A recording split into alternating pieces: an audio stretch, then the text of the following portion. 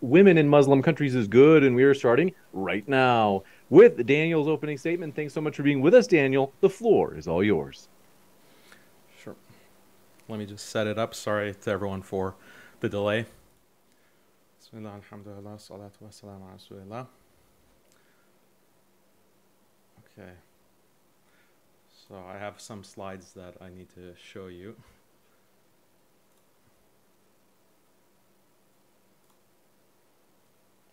Okay.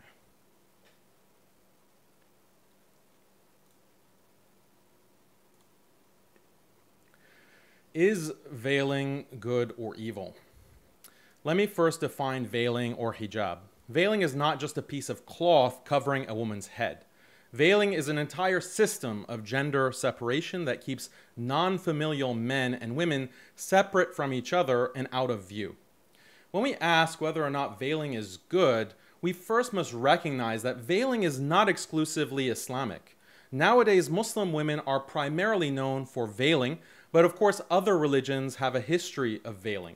Christian nuns are well known, and numerous verses of the Bible reference and even prescribe veiling.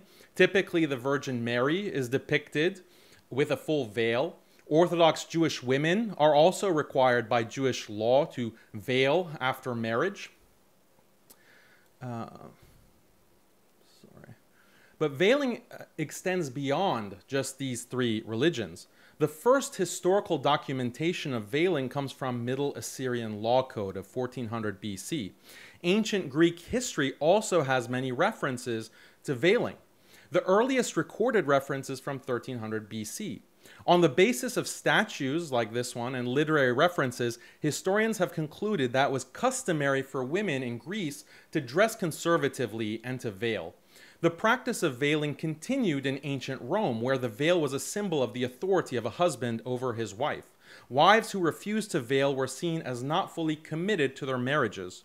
One historical example from 166 BC involves a magistrate named Sulpicius Gallus who divorced his wife because she had gone out in public without the veil.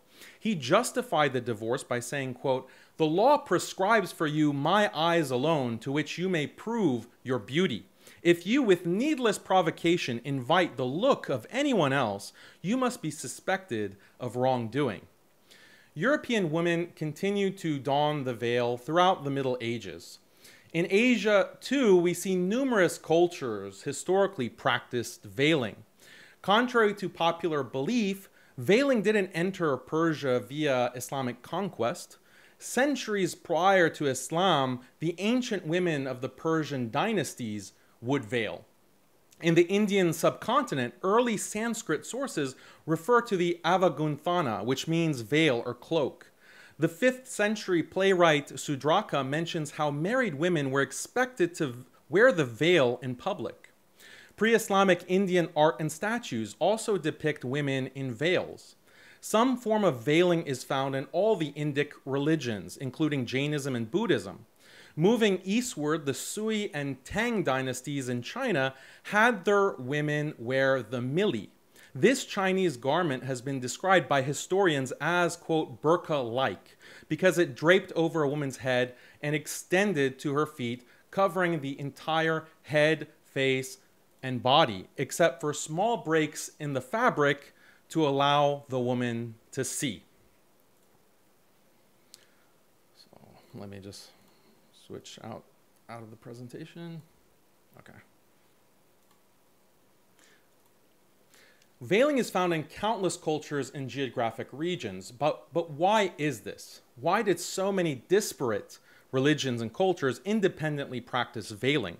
If veiling is just a patriarchal social practice invented by evil men to subjugate women, why did so many cultures independently invent the same evil practice? The answer is that veiling, this system of separating men from women, is biologically rooted. Human nature itself calls for veiling. That's why we see it practiced with the same basic form and purpose all over human history.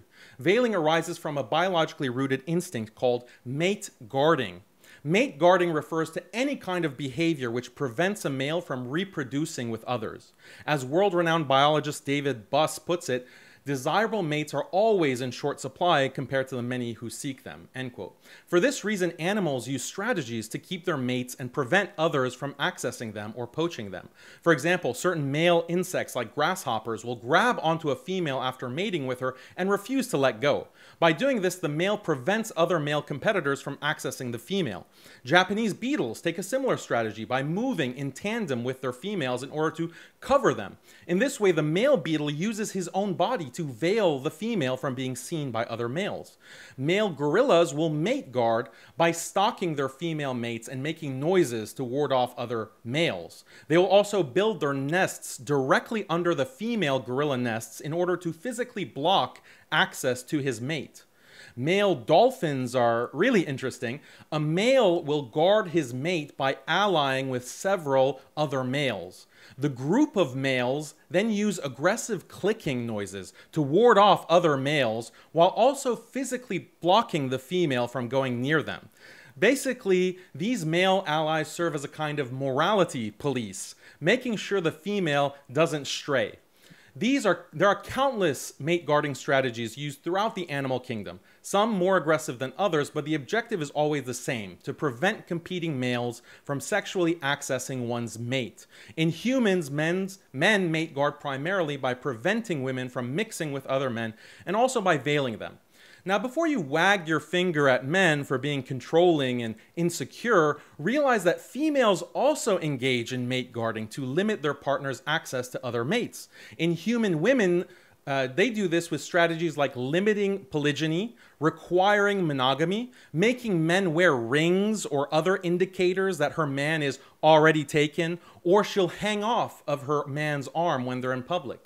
Women also engage in what can be only described as slut shaming.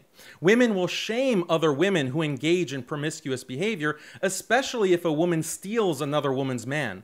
Such women are labeled as homewreckers. Extreme social shaming is used by women to prevent this type of poaching behavior. Another major part of female mate guarding is to limit a male's ability to spend resources on other females and other offspring. Women do this by requiring men to commit a great deal of time and resources to them and their children, more time and resources than is strictly needed for survival. By forcing men to sink resources in things like mandatory dowry, maintenance, child support, etc., women hinder a man's ability to offer those resources to other women. This is how women are able to control and ultimately limit the sexual freedom of men, because men attract women with their resources. By laying heavy claim to those resources, a woman essentially makes a man less attractive and less accessible to other women in the same exact way that the veil makes a woman less attractive and less accessible to other men. And if you think the veil is more of a burden for women, you should realize that American law, for example, forces men to pay child support. That's up to 18 years of forced payment, even if he never wanted a child. And if the man misses a payment, he can be thrown in jail. Laws like this, which forcefully extract resources from men, severely limit men's ability to attract partners. Another way that we can understand mate guarding is that when men and women enter into a relationship, they've engaged in a reciprocal exchange. Both sides give and receive. But like any investment, both sides want to protect their investment. The main thing, but not the only thing, that biologically drives men to get with women is sexual access to their bodies. And the main thing, but not the only thing, that biologically drives women to get with men is access to his resources and his protection. Both of these investments are secured through mate guarding. Mate guarding is necessary because the investment of both sides can be compromised by the actions of the other side. If a woman gets impregnated by another man, that's a major loss for him. If a man deprives a woman of resources and spends it on other women, that's a major loss for her. So mate guarding is necessary in order to maintain the viability of these committed pair bonds. Islamic law institutes mate guarding in numerous ways. Islam criminalizes sex outside of marriage and implements harsh punishments to deter violations. Islam also requires husbands to provide and protect their wives and to financially support their children even after divorce. Islam also institutes gender separation. Women are required to veil, and by the same token, both men and women are required to lower their gaze. All this reduces the chances of infidelity and poaching. All this protects the interests of both men and women. Mate guarding and veiling have numerous benefits. I'll just mention two. First, women who practice veiling are statistically less promiscuous. In Muslim societies where veiling and modesty are still enforced, women have far fewer sexual partners pre-marriage than in modern liberal societies. This directly impacts the happiness of women. One study by Andrew Galperin showed that women, more than men, are hardwired to experience casual, uncommitted sex as deeply traumatic. Other studies show that women who have more sexual partners before marriage psychologically experience reduced marriage quality. Basically, women are less satisfied with their husbands if they've had a lot of prior experience with other men. They're also more likely to get divorced. So contrary to sex-positive feminism, more sexual experience does not lead to more long-term happiness. In fact, quite the opposite. Veiling blocks precisely this behavior. In this way, veiling is in the interest of both men and women by giving them what they want and what they need: committed partners and committed long-lasting relationships. The fact of the matter is, due to biological instincts, men are less likely to commit to women they view as promiscuous. So when women can't secure that commitment from men because of their promiscuous behavior, they'll naturally be depressed. This is why we're at all-time highs of female depression in our current day. The second benefit of veiling is that it increases paternal investment. Studies show that when a man is more confident that his partner is being faithful to him, he will spend more time and resources on the children he has had with that woman. This is due to the man being more confident that those children are actually his and not the children of some other man who has impregnated his partner behind his back. A woman who dresses modestly or veils signals to her man, consciously or subconsciously, that she is not sleeping around and getting impregnated by other men. This makes the man, consciously or subconsciously, more confident that he's the father of the children she gives birth to, and that makes him more likely to invest time and resources into those children. This is a huge benefit of veiling to society because paternal investment is one of the biggest indicators of a child's future well-being. Children who grow up without fatherly investment are more likely to fall into crime, to drop out of school, to end up unemployed, to have psychological problems, to be depressed, suicidal, addicted to drugs, and on and on. The reason all of these negative factors are on the rise in Western societies is tied to increased promiscuity, which creates less paternal investment. These social problems do not exist to the same extent in societies with stable families that have strong paternal investment due to far less sexual promiscuity due to veiling. To summarize, the practice of veiling is part of a much broader human practice known as mate guarding. Without mate guarding, you can't have the institution of marriage. You can't even have committed relationships in general. So veiling is not only a major force of good in society, it's also necessary for the future of humanity. It's driven by universal human instincts, and that's why it's been practiced by countless societies throughout history. Ultimately, many of the social and psychological problems that people in the modern West are suffering from could be solved or mitigated with the practice of veiling and sexual modesty that Islam teaches. Thank you very much for that opening, Daniel. And want to say, folks, if it's your first time here at Modern Day Debate, I'm your host, James Coons. Our vision is to provide a neutral platform so that everybody can make their case on a level playing field. We hope you feel welcome, whether you be Christian, atheist, Muslim, you name it. We're glad you're here. And big announcement, DebateCon, our conference, is going to be on Saturday, April 22nd. This is DebateCon 3.1, as this first one is going to have just political debates all on one day, and then we'll do our, or I should say, religion debates all on one day, and then our political debates will be on a separate day a couple months later. We're testing different things out. You don't want to miss this conference. For example, as you can see at the bottom right of your screen, Daniel and Inspiring Philosophy will be debating. You don't want to miss it. Hit that subscribe button right now, as we've got a lot of debates coming up in the future. With that, thank you very much, Naria. Thrilled to have you. The floor is all yours for your opening. Thank you. Hi, it's great to be here again. Thank you, Modern Day Debates, for setting this up. Daniel, it's good to officially meet you after our little Twitter spat where you did me dirty and blurred my face. You can't say that I didn't extend the hand of friendship when I graciously returned the favor. I was nice enough to conform to your worldview in order to protect your modesty and respect you. I had no choice but to scribble over your face. I'm sorry. But I wouldn't want you to be an uncovered lollipop, right? So I hope I succeeded in protecting you from those nasty flies. And if you still attracted flies, then I guess veiling isn't the answer, and maybe there's a problem with those flies. Anyway, until we find out, I think it's best you follow Allah's command from Surah An-Nur. Tell the believing men to lower their gaze from looking at forbidden things and protect their private parts. So, Daniel, I'd expect you to be a good Muslim and lower your gaze for the duration of this debate, unless you think the screen between us is enough of a veil to stop fitna. Anyhow, I hope by the end of today's debate, you will at least understand that women are equal to men, whether or not you like it. Your opinion won't and can't change that. The answer is not to erase women from the public sphere, Daniel. The solution lies in fixing the mentality of men like yourself and to root out the source problem, Islam. The fact that you blurred my features leads me to think that not only do you fear hair, but you'd like to erase women entirely. I'd like to know if beyond veiling, you're a proponent of the niqab, where women aren't even given the decency to see the world through their own eyes. Who do you think you are to take away a woman's personal experience of reality and force her to see the world from behind a veil? Allah's so incompetent that first he created such easily tempted, weak men who can't control their sexual urges and impulses, then created beautiful women and gave them an allegedly powerful force that causes men to go astray. He then orders women to cover up that very thing because of the men he created weak to begin with. The next name I mentioned should send shivers down all of your spines. Mahsa Jina Amini. Remember her? Beaten to death for showing 2 strands of hair. 2 strands of hair, Daniel.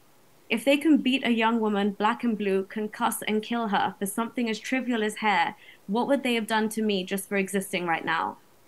Tell me, Daniel, what is it about hair that threatens Islamists like yourself so much? What does it do to you men? It seems to me almost as awe-inspiring as getting to see Allah's shin on the Day of Judgment. What about 17-year-old Nika Shakarami? Her nose was smashed and skull was broken in Iran. And Sarah Shirazi? And the 14-year-old who was repeatedly raped and then killed for removing her hijab at school. Islam is responsible for their blood. If you think these barbaric excuses for men have already convinced us that they're scum, in 2000, Hussein al-Muntazeri, a cleric and designated successor of Supreme Leader Khomeini, published his memoirs. It revealed text from Khomeini's fatwa, which stated that female prisoners who were virgins must be raped before execution to prevent them from entering heaven. Where was their hijab to protect them then? The sexual assault was not confined to girls, but also aging women. Many were declared clinically insane as a result of the constant rape they endured. Allah, Muhammad, and Umar ibn Khattab are responsible for the body count of every single woman ever beaten, tortured, or killed in the name of hijab. We see similar crimes against humanity where the Pakistani army systematically undertook a campaign of genocidal rape against hundreds of thousands of Bengali Hindu women. It seems that regardless of being Muslim or non-Muslim, the common denominator with Islam is sexual violence and rape perpetuated against women and girls, hijab or no hijab. Let me tell you a tragic story to bring this madness to life. On March 11, 2002, a fire broke out at a girls' school in Mecca.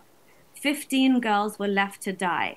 They could have easily escaped, but weren't allowed to leave the burning building. Why not, you might ask? Because they weren't wearing proper Islamic clothes, the veil and abaya. Civil defense officers reported that religious police, or the Mutawa, interfered with rescue efforts. They were there to ensure the strict gender segregation and dress code. Their powers included powers to arrest and to refer individuals suspected of violating religious and moral codes to the courts. Women who failed to cover up suffered on-the-spot beatings. Arab News quoted defense officers as saying, "We told them the situation was dangerous and it wasn't the time to discuss religious issues, but they refused and started shouting at us. Whenever the girls got out through the main gate, the Mutawa forced them to return via another. Instead of extending a helping hand for the rescue, they were using their hands to beat them." Human Rights Watch said women and girls may have died unnecessarily because of extreme interpretations of the Islamic dress code. Imagine putting a veil above human life. Imagine the kind of people who would beat and force little girls to their death because they can't bear to see the fitna of hair, even as they flee for their lives. This incident alone should prove to you how dangerous hijab can be. Even more disturbing is that Saudi is a state party to the UN Convention on the Rights of the Child and the UN Convention of the Elimination of All Forms of Discrimination Against Women.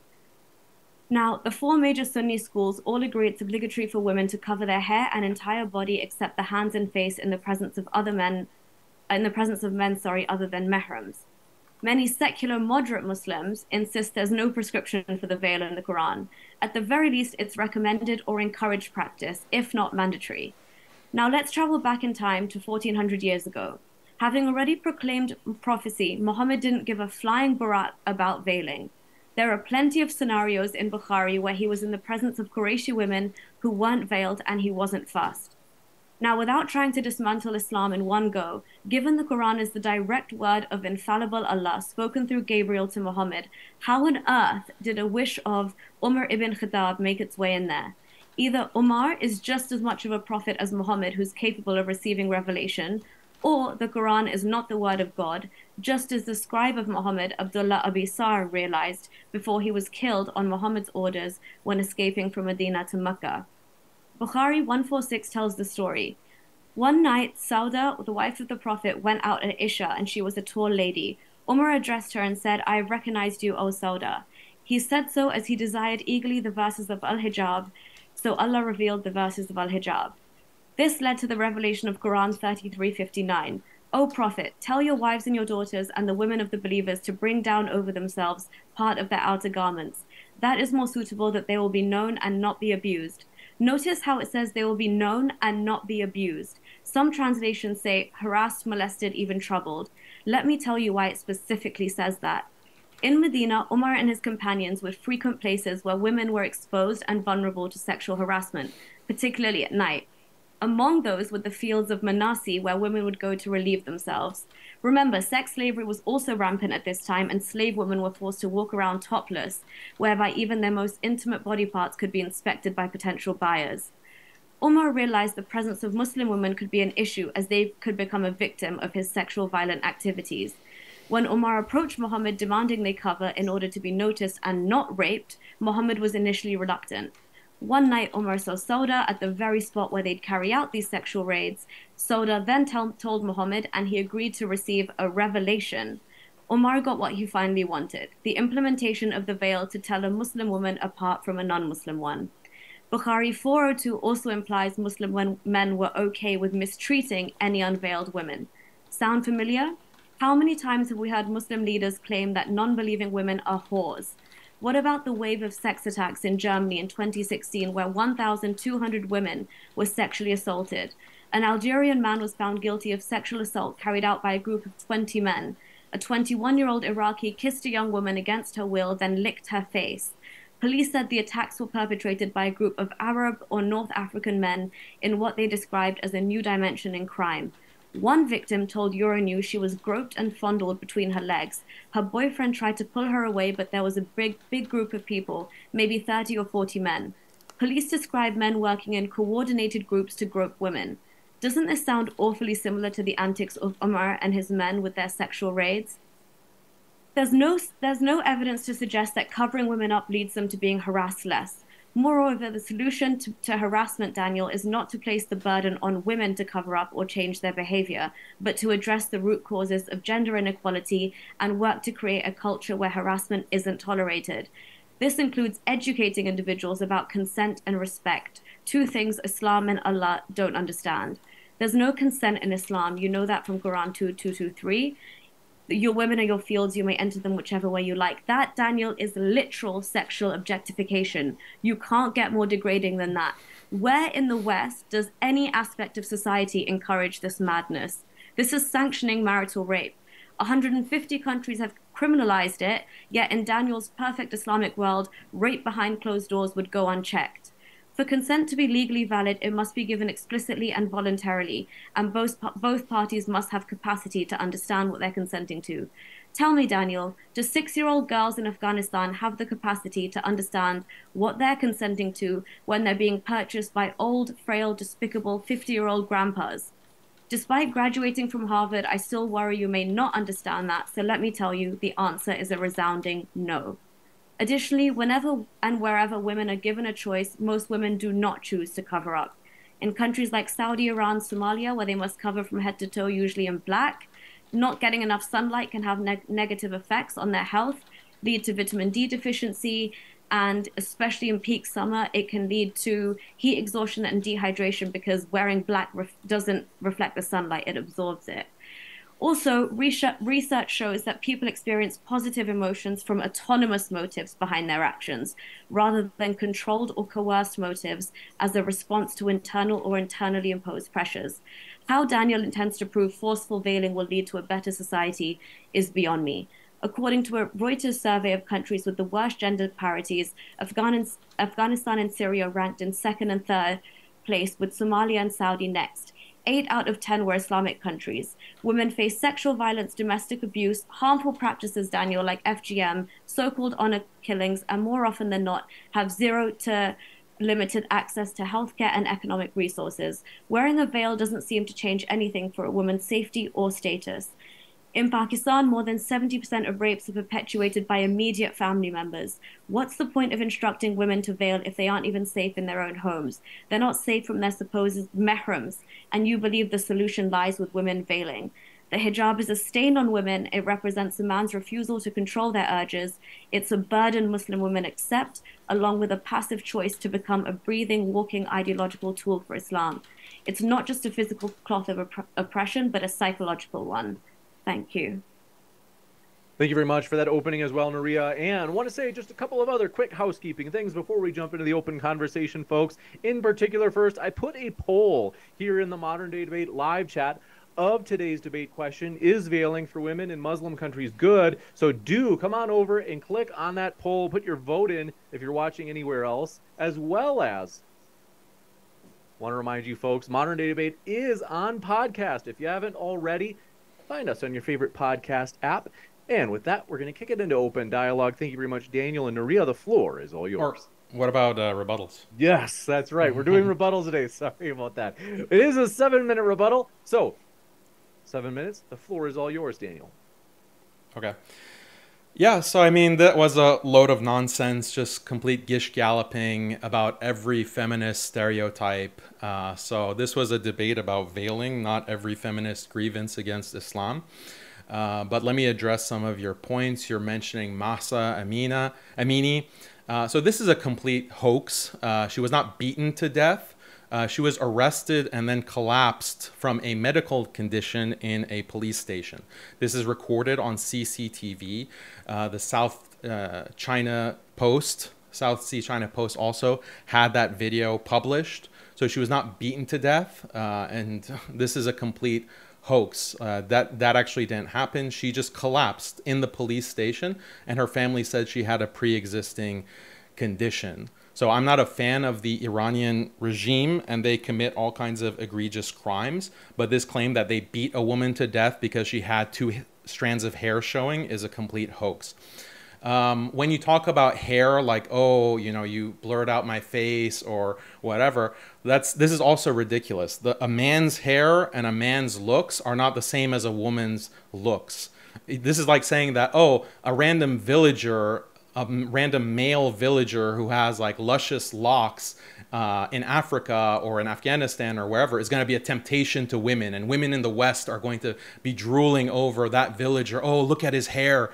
There's a fundamental difference between what's attractive in a man and what's attractive in a woman. This is something that's biological, and none of your feminist cliches address that fundamental difference. You claim that there was a fatwa for raping prisoners. I didn't even understand that. I don't know where that comes from. So please give me a source, an academic source for that. That sounds completely ridiculous.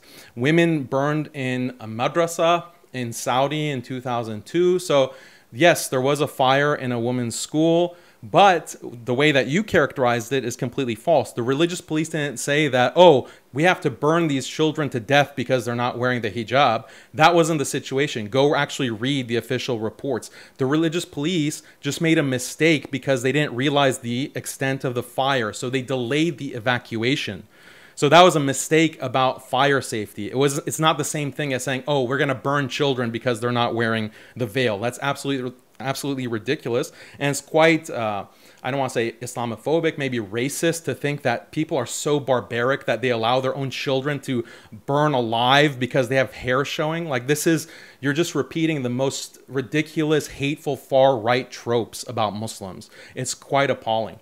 With your claim about Omar, and the Prophet, peace be upon him, regarding veiling, and Omar is the one who invented the veil. This is also historically false. My opening statement explained how veiling existed in pre-Islamic Arabia. It's factually incorrect to say that Omar invented it or that this was something that originated with Islam. As I explained, there were many cultures that were around a millennia before Islam that practiced veiling, including in the Arabian Peninsula. Islam just emphasized and formalized it. What pre-Islamic women wore is that they covered their heads with what's called a khimar, but the Quran just simply commanded them to bring the khimar over the chest, to cover the chest.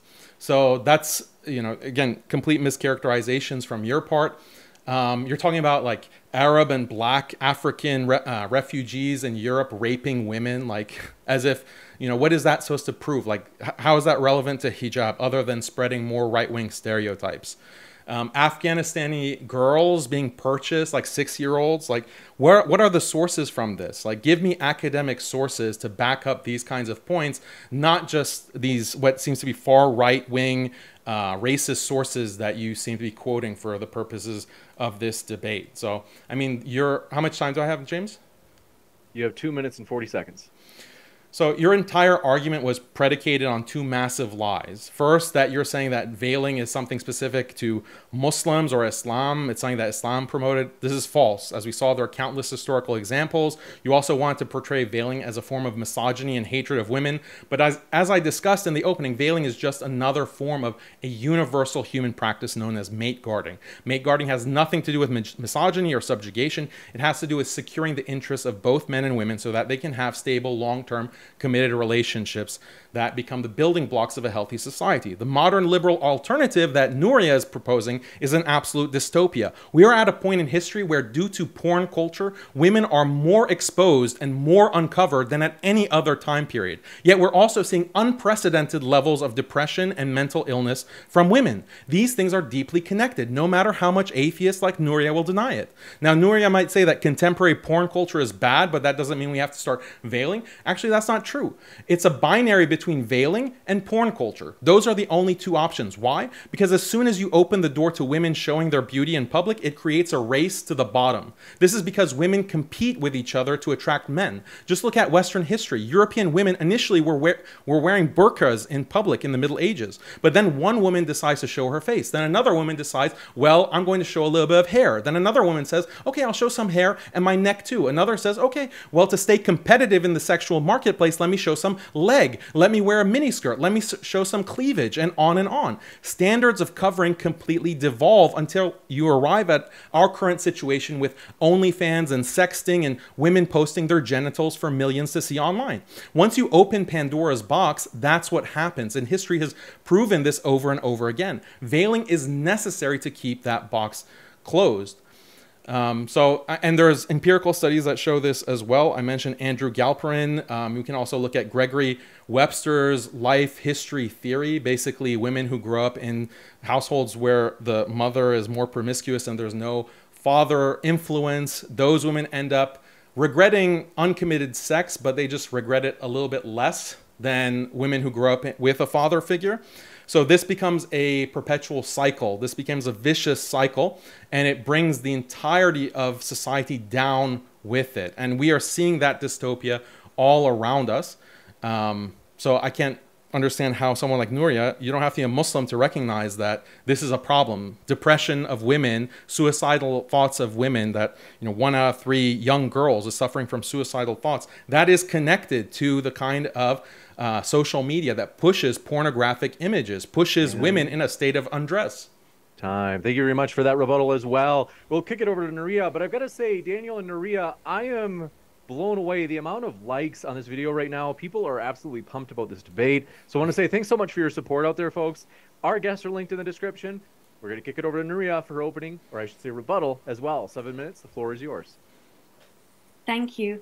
I'm just going to quickly run through some of your points in the opening, Daniel, and then I'll come back to what you just said now. But yeah, the fact that you, again, are promoting gender segregation like it's some kind of virtue, the terms you use, like women out of view, it just lends itself to the fact that you want to erase women from the public sphere.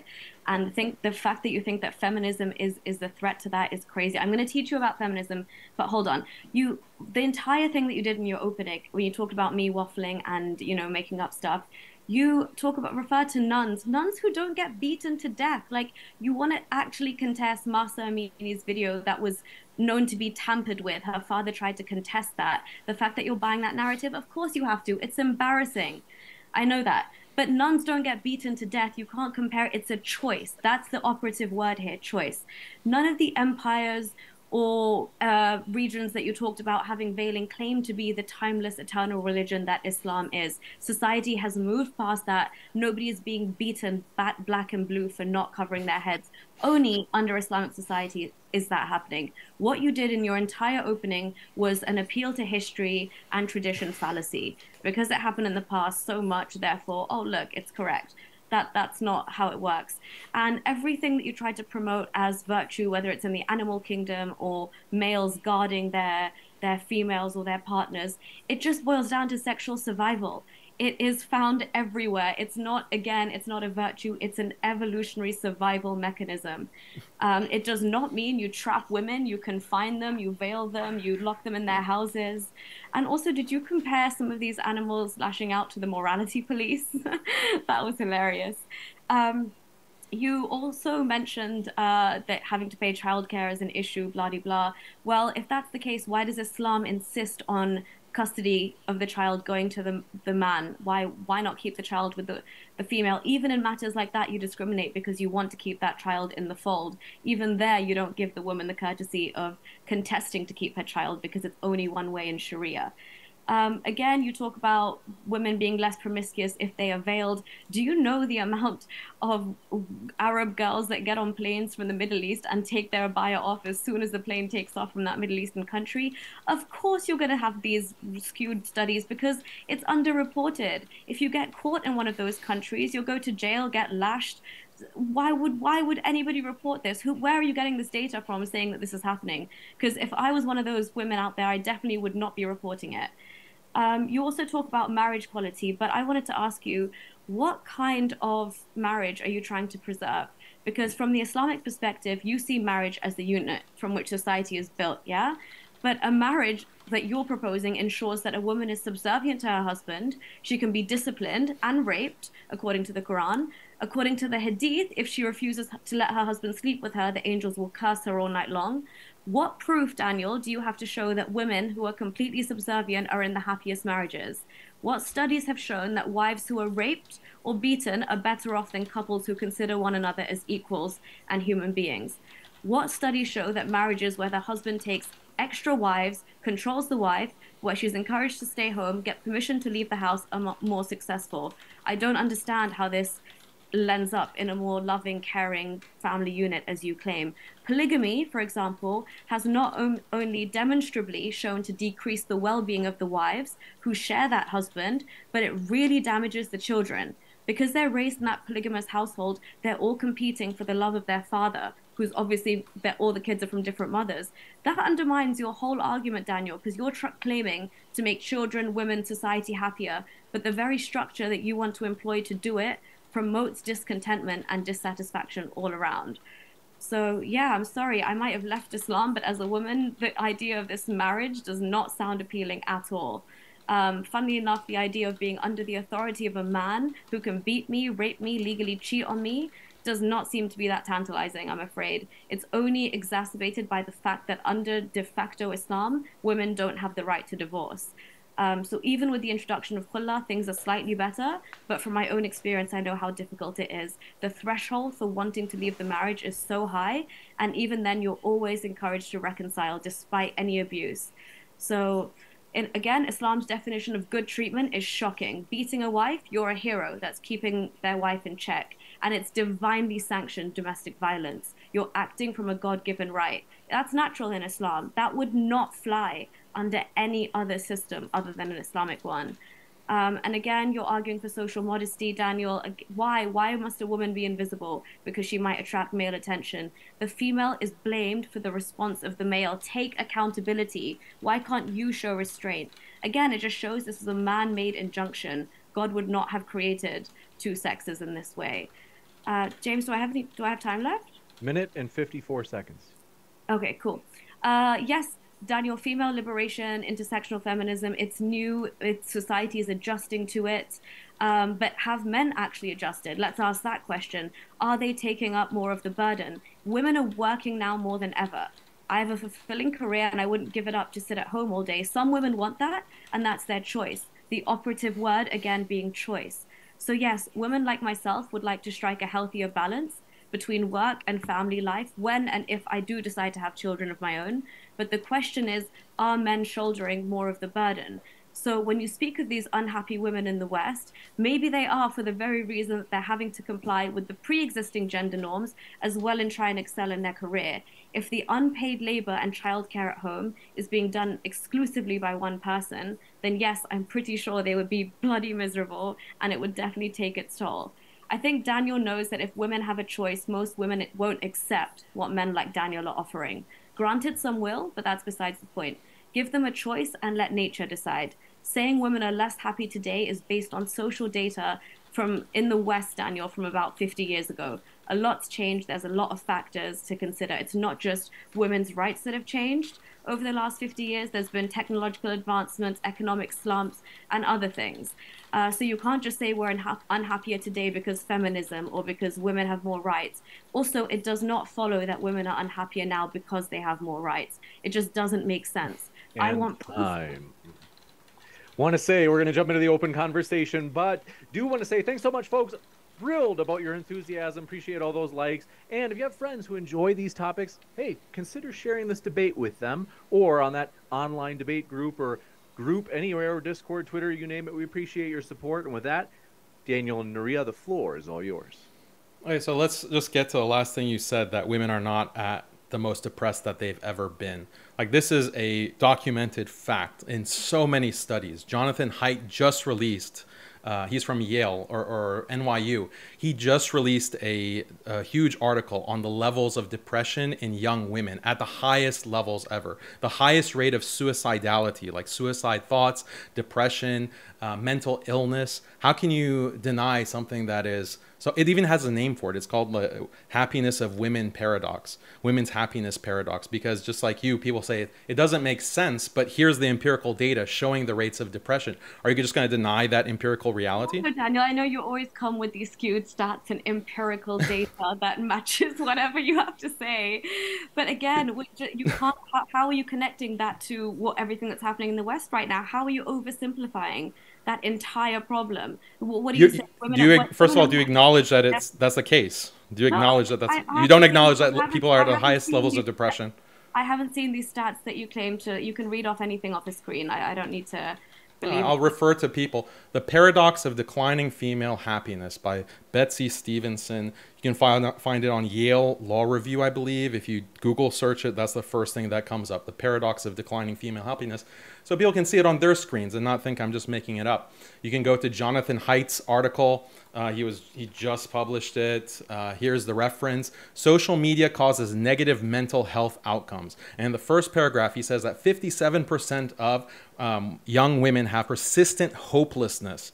Persistent hopelessness. That's almost 2/3. Nearly 1/3 have seriously considered suicide. Like, it's very callous of you to not acknowledge this empirical reality. I think that this is important to address. It's a global phenomenon. What is your point? Social media is a global phenomenon. You don't think people in the East or in Arab countries or around in Islamic countries are using social media? But it's a problem. It's causing depression. Why is that? Are you not interested in... So you acknowledge that depression is at all-time highs now? Or you still want to deny it? No, sure, I'll give you that. But you can't... Okay, so what could be the causes of it? Like, do you think it's healthy for young girls to just constantly be exposed to women using all kinds of makeup and wearing all kinds of clothes that are revealing clothes? Do you think that causes depression or not? Do you think being forced into a marriage at 6 years old causes depression or not? We're talking about veiling here. We're talking about veiling. The debate topic is veiling, not every single feminine issue in Islam. You're gish galloping. Why do you think that there are body standard issues that affect a woman's self-confidence or a young girl's understanding of her body? Do you know what anorexia is or bulimia? 100% I agree with that. Like hypersexualizing a little girl would give her mad body issues. I agree. No, it's just through access to images, access to videos, access to undress and nudity. What about that's been normalized in society? Daniel, what about being like yeah, like I said, this is something that is found in every single pre-modern society. So you want to say that Muslims want to. One sec, just to be sure that I love your guys' enthusiasm, but just to be sure there isn't too much over speaking over each other, otherwise they can't hear either side. Yeah. So the thing is that it's every society, not that every society wants to keep women invisible. Every society wants to protect this important relationship of marriage and a committed relationship. And to do that, you have to reduce promiscuity. And the thing for men, they are visual creatures. They are enticed by a woman's looks. Women are also enticed, but they're just attracted to different things, like a man's status, like a man's wealth. And so Islam and all of these other cultures, they take measures to reduce the possibility of infidelity, because that causes all kinds of problems for society. That's why every culture, pre-modern culture, every religion, pre-modern religion had these kinds of practices in place. That's what mate guarding is, and it's something that's biologically rooted. Islam is just the only religion that has preserved veiling as an aspect. But you saw the slides, you saw those pictures. This is well documented. Nothing, Daniel, that proves it does. It does prove a lot. Ergo, it's the truth. No. Also, it's funny you mentioned depression, right? Let's talk about depressive. My point with but just to respond to what you said, my point with showing those that historical practice is to show how common it is. It's not something that's specifically Islamic. So you can't depict this as just crazy Muslims who did something so bizarre and irrational based on their revelation. No, it's something that has a logic to it. It's something that many people independently discovered and practiced. That's the whole point of that kind of argument. And it's not a traditional fallacy. I've never even heard of that.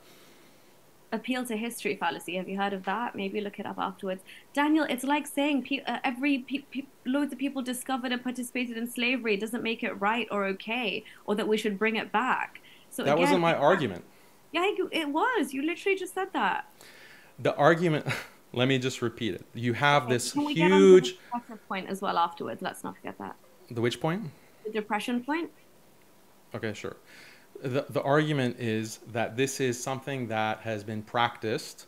Actually, you can make an evolutionary argument as well. I don't accept evolution, but as an atheist, do you accept evolution? Yes. Okay, so why do you think certain practices like mate guarding are found universally? They're found universally because these are things that, according to the evolutionary biologists, increased fitness. Yeah, increased fitness, right? So it increased fitness. Yeah, exactly. So it was beneficial to the organism.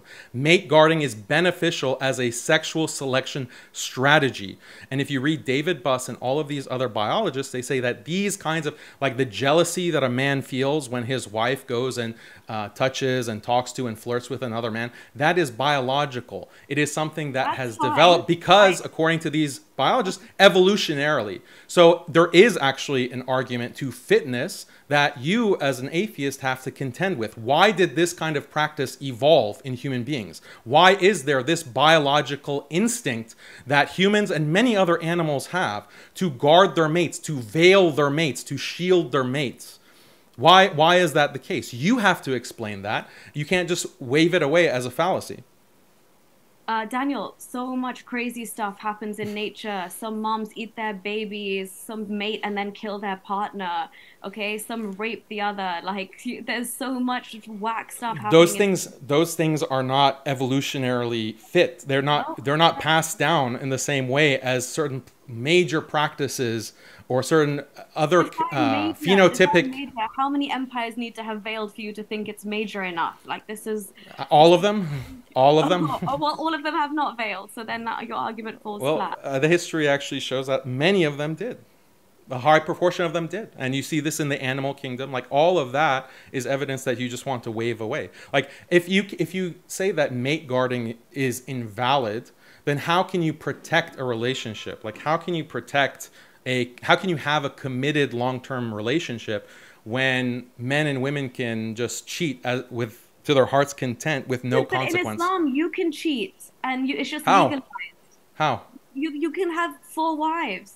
That's not cheating. That's marriage. It's legalized cheating, right? You get 4 wives. Your wife doesn't get the same thing. You've trapped this one woman. Women don't want to have multiple male partners. They want to have one high status partner. That's not true. That is Yes, it is. It is. Do you know what hypergamy is? I know what hypergamy is. Yes. What is it? What is it?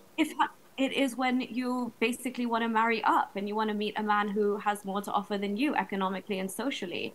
Right. So are men hypergamous? Let me talk. You haven't let me speak in a long time. Okay. I need to counter some of your points. There's the thing you said about depression, right? There was a study done on a 2020 study on the motives behind the veil done by the Journal of Research in Personality. Okay. It was carried out by Illinois Institute of Technology, University of Reading, a child and adult therapy center in Saudi, and Cardiff University. Okay, and it showed that if a woman freely wants to wear a veil, it is positively associated with life satisfaction. Research shows that when people have autonomous motives, right, they feel positive emotions. The study comprised of 542 women from Saudi and 249 in Iran. Women reported more negative affective experiences wearing a veil when feeling like they had no choice in the matter. Perceiving no choice in wearing a veil consistently related to worst affective experiences. Wearing a veil to avoid social disapproval showed overall lower life satisfaction. How many Muslim women in Muslim countries, Daniel, can say the commandment to veil is truly and purely their free and fair choice? You want it to be a requirement anyway, right? But so women in the West are required to cover their chests and to cover their genitals. Do they feel like this lack of a choice is causing them trauma, is causing them to have less authenticity or identity? Daniel, how are you comparing that to the hijab? Honestly, it's a force. It's forced. You have to. Are you advocating nudism, or do you agree? Or do you agree there are nudists, right? But women cannot bare their chests. No, it's illegal. Women cannot bare their chests. They cannot show their genitals in public. Have you ever been to a music festival in? No, that's a silly question. You probably haven't. You studied law, right? You know that public nudity is illegal, right? You know that. There's certain places where, of course, you're allowed to do it. Answer. Is it illegal or not? Is in the UK? Can you go? You're in London or something? Can you go into the streets of London bare-chested and showing your private parts? Is that legal, or will the police force you to cover up? No, we have topless protests here. Welcome to the 21st century. No. In general, like without like a actual zone for a protest, can you just go out into the street and bare your chest and genitals? Yes or no? No, not like that. No. Oh, okay. So are women traumatized by that? Are women traumatized by that? Are British women traumatized? Why not? They're being forced. Their choice is being taken away. No, Daniel, that's not. That's a non sequitur. That makes no sense. Yeah, sure. Okay. No, I knew you were going to say that hijab is an extra piece of clothing argument. That makes no sense. But listen to this. Oh. Okay, we talk about depression. You are stifling a woman's individuality completely. Do you know that every single research journal on depression states that expressing individuality and creativity, allowing yourself to dress how you want, expressing yourself, can help with depression? So Muslim men who force women like you to dress strictly one way can actually cause depressive symptoms. I mean, you haven't explained the overarching phenomenon that you have the highest rates of depression and you have the most possibility for self-expression. You can do all kinds of nudity and pornography online, and it's completely legal. If we have the highest levels of nudity and ability to express yourself through your naked body, then we should be seeing euphoria and high levels of satisfaction in society among women, but we don't see that. Why? But that's you assuming that the West is absolutely perfect, and I don't concede that it is. But I'm not. That's not. I didn't say that. Yeah, no. But you're saying that mental health here is so bad, therefore Islam. I didn't say that. I just wanted you to acknowledge that mental health, for women specifically, is at all-time, terrible levels. What helps explain that. Part of it is body dysmorphia caused by images, constant Daniel, images of people that's like saying, yeah, okay, you laugh about it. It's a good laugh. Women suffering is a good laugh. Women explain the suffering practice. is such a big Oh, it's laugh for funny you. you say that when you're the one that wants to cage them in, rape them, and beat Yeah, them. Have the this is authority just to do called that. ad hominem, or this is just a straw man that you're creating. Yeah, Where but did I talk about raping women? Like do you you're so agree? bigoted. You're so bigoted and Islamophobic that when you see a Muslim, you just say, "Oh, Yeah, you want to rape and beat women." Like that's your right wing bias. It's really Daniel, disgusting to see Daniel, this much hate. Daniel, I thought I was arguing with someone who has an Daniel. education In your in law, not a bigot. Let's in kick your it over. perfect Sharia world, would you not be allowed to beat your wives? Right So now, where you're sitting, you can't because the police will be on to you. But in your perfect world, would you not be allowed to discipline your wife? So spousal discipline is something that exists in every single religion. Christianity in the Bible advocates it. Judaism in the Hebrew Bible advocates it. The Talmud advocates it. Buddhism advocates it. Buddhism says to beat your wife. Jainism Okay. advocates it. Daniel, Hinduism advocates it. don't make So fake this is claims. something that Daniel, spousal prove it. discipline is something that is prove Okay. it. Prove that Buddhism allows for Okay, hold on. spousal beating. Okay, We will. I'll prove it to you right now. We'll wait.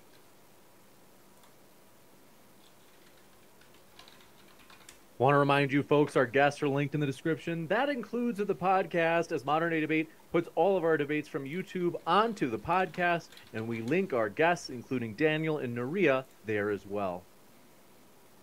All right. I also have a video on this on my channel if everyone wants to see this quote-unquote wife beating in every religion, but since she's calling me out for proof, so let's see. One Buddhist treatise states, quote, "A nun of 100 years of age shall perform the correct duties to a monk. She shall, with her hands folded in prayerful attitude, rise to greet him and then bow down to him. This will be done with appropriate words of salutation. Train your girls actively alert to cherish the husband always, not to that man who brings her every joy she offers light. Not will a good wife move to wrath her husband by some spiteful word. And she reveres all whom her husband honors, for she is wise, deft, nimble. Up betimes she minds his wealth amid his folks at work, and sweetly orders all. A wife like this who with her husband's wish and will complies, is born again where lovely divas dwell." And then the Buddha is quoted as saying, "Are impure, foul-smelling, frightening, dangerous women. They betray their friends. They're wrathful, hostile, of virulent venom, double-tongued, and they betray friends. For the most part, they are adulterous." He also states, "Women are lustful, profligate, vile, and degraded. Why be passion-tossed for a vile woman?" If you look at the Thammasat from Thailand, the religious law, Buddhist religious law, it advocates polygamy, slavery, sex with slaves. Go and look at the Dhammasat. That's another legal treatise, which quotes as meaning the wife, should be well admonished, and only the open palm of the hand used, meaning to strike her. Daniel, So this is well documented. From the Buddha is himself. Is this from the saying from the Buddha or not? I read you the Buddha statements about women being vile, venomous snakes, and he advocated. Is that the Buddha himself? Yeah, saying? the Dhammasat is based on the Buddha's teachings. Yeah, but is that a quote from the Buddha himself, or is that? You asked for a Buddhist text, an authoritative Buddhist text, and I gave you more than one. Buddha advocated it the way Muhammad did, but okay. The Buddha advocated leaving women entirely. The Buddha advocated abandoning your wife and your children for the sake of achieving nirvana. That's what the Buddha, Zen Buddhism is advocating, leaving your family for that purpose. So it's actually more than beating. It's like you can leave your family to starvation. I do want to, before we go further, because I know you got a round in the chamber ready to fire, Nuria, but I do want to redirect us just to be more central to the topic. The other thing is, folks, we cannot take any more questions. We've had a short Q&A tonight. We potentially will have another debate, as this one is, people have been responding to this. I expected it to be positive, but it is overwhelmingly positive. So maybe we'll do a part 2. But I do have to tell you, folks, that for tonight, we do have to do a short Q&A. So we cannot take any more questions. Please don't super chat. Don't do any more questions. We just can't take them anymore. But going back to you, Nuria, in terms of, like I said, returning to the kind of the central thesis of the debate. Yeah, sure. Daniel, I need you to actually present some evidence that show that forcibly covering women up is what makes a society happier or better. Do you have any explicit proof to show that? Because you can't just say like more covering equals less divorce, and you can't say that that's the actual case and look at the West because of the mental health crisis, ergo it's because of social media and OnlyFans. Where is the proof that forced coverings make marriages happier? Okay, because we've seen whenever women are given a choice, how do you explain this? You are trying to give women something that they don't want. Most women, when given the choice, will not choose to cover up. That includes Muslim women in countries where it's not forced on them. So, I I mean, don't. Do you think that people, whatever people want, should be the law? Like just whatever people subjectively think is good, like they should be allowed to do everything. We have laws that restrict people's choices, and the laws are supposed to be based on what is actually going to help society, what is going to help the individual. says So who? I'm not against. You're saying that it's going to I'm help not society. against. Yeah, so That's your that's the perspective whole opinion. evidence I gave in my opening statement, that veiling and gender separation reduces promiscuity, and this is proven. Look, go to Religion and Sexual Behaviors, Understanding the Influence of Islamic Cultures and Religious Affiliation for Explaining Sex Outside of Marriage by Amy Adamczyk in the American Sociological Review. She talks about how the levels of cheating, infidelity, and promiscuity and STDs are far lower in Muslim countries and Muslim societies. Look at the HIV rate in Africa. Muslim countries in Africa have the lowest rates of STDs and HIV compared to other countries. Is this due to gender norms, gender separation, veiling? Yes, absolutely. Read the studies. Daniel, there's also studies show that women engage in just as much casual sex and everything, regardless. So Where? I could What study? What study? there are studies that counter your Cite claims. it. And bring No, just you're just saying that, but you haven't bring the no. study that is countering my claim. Okay, let me get your entire argument, right? You try and make patriarchy this thing, and you use all of this modern data and try and manipulate it to fit this one constraint in history where patriarchy was the leading phenomenon, and it has been for many years. But you can see that every society is moving towards a more egalitarian one. What you are trying to do is stifle half of the population and take us back to 1400 years ago, where I know you're not ashamed to say, you mentioned it very lightly today, harsh punishments, but I know you're fully for the hudud punishments. You're even for child marriage, which is crazy. But Now, this is gish galloping. You want to bring no, every but topic and not give me a chance to respond. You want to one accuse second. me of advocating rape. No, no, You you're accusing me of advocating for rape, child marriage, so do beating. you You want to disagree? bring everything Do in you the disagree kitchen with sink. Quran Yeah, 2? Just to be sure there's not too much interrupting. To be fair to Daniel, because it is a controversial point you brought up, I do want to give him a brief chance to respond regarding some of those topics. And then I do want to give you both a 5-minute warning. We've got to go into the Q&A really fast because, like I said, we do want to keep that promise of getting you guys out of here at the time we promised. So go ahead Yeah, for that last so one. you are just throwing out these kinds of accusations because there's no time for me to respond to all of these things. So this is called gish galloping. It's a shotgun tactic in debates, and it's quite dishonest. Stay on the topic of hijab. We can have a separate debate on these other issues, and I have debated them in other debates with other people. So yeah, I completely disagree with your characterization. It's just a right-wing, bigoted characterization against Muslims and Islam. Like, this is not a respectable debate tactic that you're using.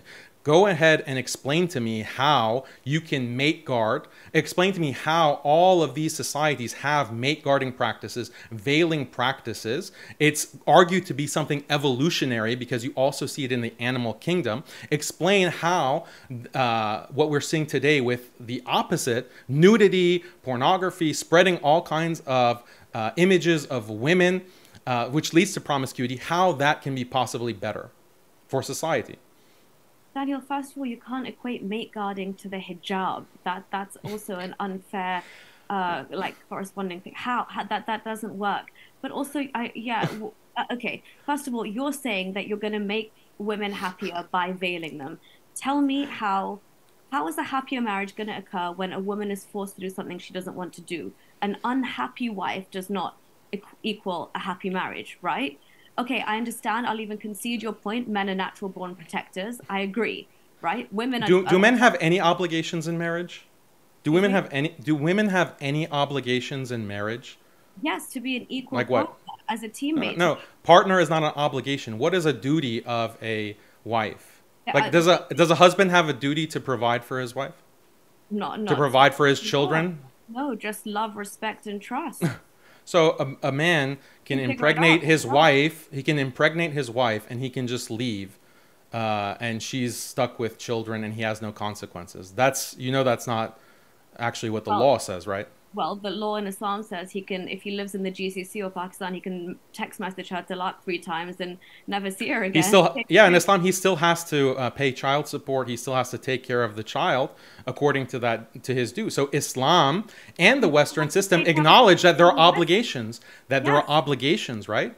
So men have obligations. Do women have any obligations in marriage? That's why we have the law. We don't need Islam to do that for us. Do women, in whatever law it might be, Western law, Islamic law, do women have any obligations in marriage? But what do they bring to the marriage? No, because you're setting out predefined ones. I'm saying let 2 people decide for themselves. Why do you? But the man can't decide for himself. I just explained how the man cannot decide for himself. He is forced by law to pay for the women that he has with his children. He has to be held accountable for the decisions that he makes and the contractual agreement that he's made to enter into a marriage. But I asked you if women have any obligations, and you can't think of a single one.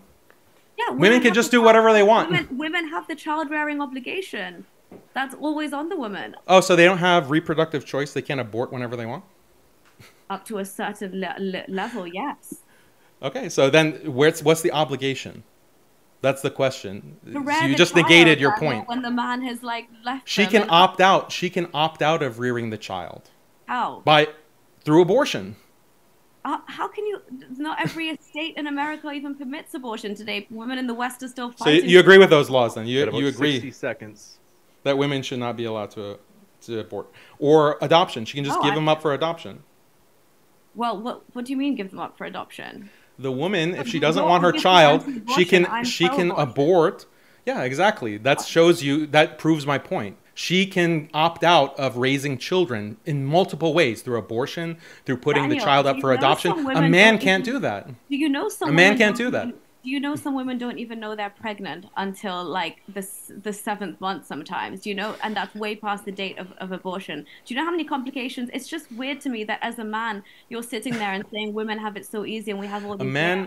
A man has all of these obligations that he is obligated to because of the marriage contract, but you can't think of one obligation that a woman has. No, how dare you sit there all smug because Islam has given you absolutely everything that you want. Absolutely everything. Yeah, exactly. No, it's no wonder that you follow. You can't even think of one thing that a woman is required to do in a marriage. A man has all of these obligations according to you. How is that fair? How is that fair, Nuria? How is that equality? I do this. I hate to do it, but how is that equality? That's the very definition of equality. It's helping you.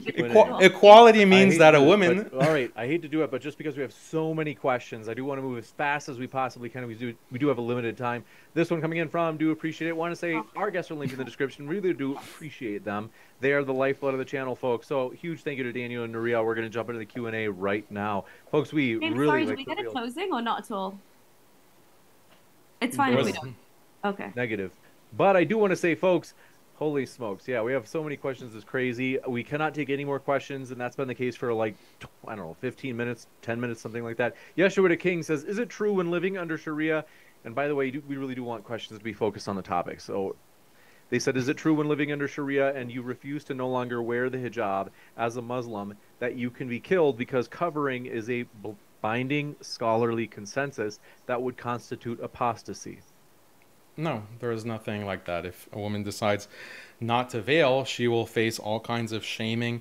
She will, just like a woman who in the West decides to go around topless at work or, dresses promiscuously in the workplace. You have all kinds of dress codes in schools.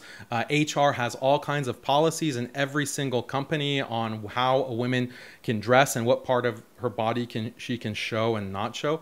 If people violate those dress codes and those norms, there is social sanction. There are consequences for that. That exists in every society, including in Islam. But it's not a death penalty. This is why we see that veiling has been the dominant practice throughout history in many diverse societies, independently of each other, because they all came to the same conclusion that veiling is an excellent way to prevent promiscuity, to prevent infidelity, to prevent children outside of marriage who have to suffer because this is... I've got to move. I've got to give you. I can give you a chance to wrap up, Daniel, but then I got to go to the next one. We've got so many questions. Well, give me a chance to wrap up instead of her interrupting me while I'm talking. The question was for me, so if I'm going to get all these questions about Islam, then I should get the opportunity to answer them without getting interrupted. Yeah, but it's you can waffling. But go ahead. Well, no, it's not waffling. Yeah, so like I'm saying, the reason that you see this practice throughout societies is because it works. There's a clear benefit to it, and the West still includes some of these veiling practices, but it's going away in favor of this porn culture. This one coming in from, do appreciate it. They say the moment you take off the veil and walk a path of promiscuity, you're just telling everyone that you're trash. Even the Western man, we already know what he says about you in their rap songs. Your own doing. I think that's for you, Nuria. Oh, was that more of a comment at me, or was it a question? I don't think they mean that you're being promiscuous. I think they're just saying that this is about women in general who take off the veil. Oh yeah, no, I mean that's the first accusation we've always got. Oh, you left Islam, or you took off hijab to go and do this. It's exactly the same narrative that Daniel peddles. They don't understand that people can live fulfilling lives just by having empowered choice. Daniel, I could go out in a bikini tomorrow or wear an abaya. The fact is that I have a choice to do that. I'm not going to end up like Mahsa Amini, who I can't believe you so cheaply said that the way she died wasn't even real. But yeah, that's a complete weird narrative they peddle about people who take off their hijab. The fact is, many of those girls were coerced to wear it in the first place. There's hardly any families where there's not societal pressure or familial pressure or duress behind wearing it, or the ostracization from society, like Daniel was talking about, the strict punishments, I don't know what he called it, societal laws or whatever you said. But yeah, it's not the case. This one coming in from Daniel's buddy, Harris Sultan, says, thank you, Daniel, for proving Muslim men with archaic cultures and animals like gorillas. Is Daniel going to justify human sacrifice too? And we'll give you a chance to respond to that because it's not quite on topic. Yeah, I don't even know what it means. Like human sacrifice? Like, what are you talking about? The fact that atheists like Harris Sultan and Nuria and whatever other loser, their idea of humanity is we are evolved apes. So the fact that apes, gorillas, chimpanzees, all of these different animals have this kind of mate guarding behavior, including veiling, forms of veiling with the animal's body, or with nesting. You have to explain this as an atheist. Like, why is this common? Why is this evolutionarily adaptive? So don't put don't call Islam ape-like or whatever. That's your, belief system in evolution. So it's like a self goal. This one coming in, they say, today you tell us where you stand. Do you stand with the believers or stand with the Munafiqeen? Please do tell us, O enemies of Allah. What's a Munafiqeen? Munafiqeen means hypocrite. Okay. I don't know, what does this that one from mean? Harris Sultan strikes again, says, a study published in the Journal of Sex Research in 2010 found that men and women were equally likely to engage in casual sex. Why did you ignore this study, Daniel? They were equally likely to engage in casual sex. Actually, women are more likely to engage in casual sex in the West, in the liberalized West. Why? Because of all kinds of technologies like Tinder. If you look at the stats, women are much more involved in casual sex because they can just use apps to get one-night stands whenever they want. It's men who are actually not getting any access to sex. A large percentage of men, around 50%, are basically celibate because they can't find a partner. This is a tragedy. This is something that's extremely depressing for men, and Islam has a solution for that kind of celibacy, forced celibacy that people have to endure.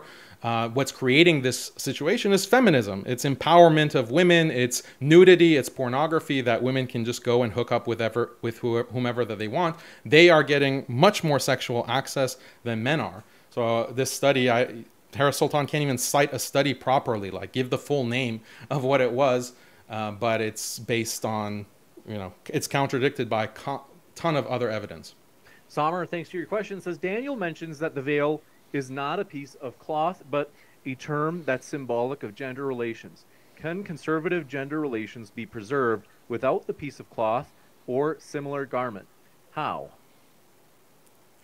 Yeah, because mate guarding is a large phenomenon that includes not just veiling, like the piece of cloth is part of it, but also gender separation. And there are societies that didn't have veiling. I never claim that every single society had veiling. The majority of them did. But even the ones that didn't, such as certain hunter and gatherer societies, they didn't necessarily have the veil because that kind of technology wasn't developed at that time, but they had gender separation. They did have gendered spaces like the woman's tent or the woman's domicile versus where men could gather.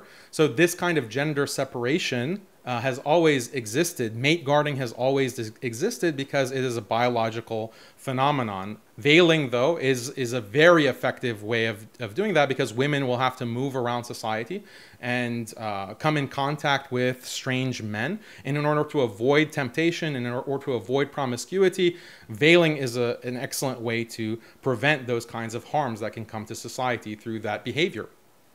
You got it. This one coming in from Abdul Rahman says, out of curiosity, what qualifications does Nuria have regarding Islam? Did she read pamphlets to get knowledge like Phi expert Harris Snailton? I don't know what Phi expert means. Fiqh expert? Fiqh. I think he means fiqh, yeah, which is like, yeah, the Islamic jurisprudence and stuff.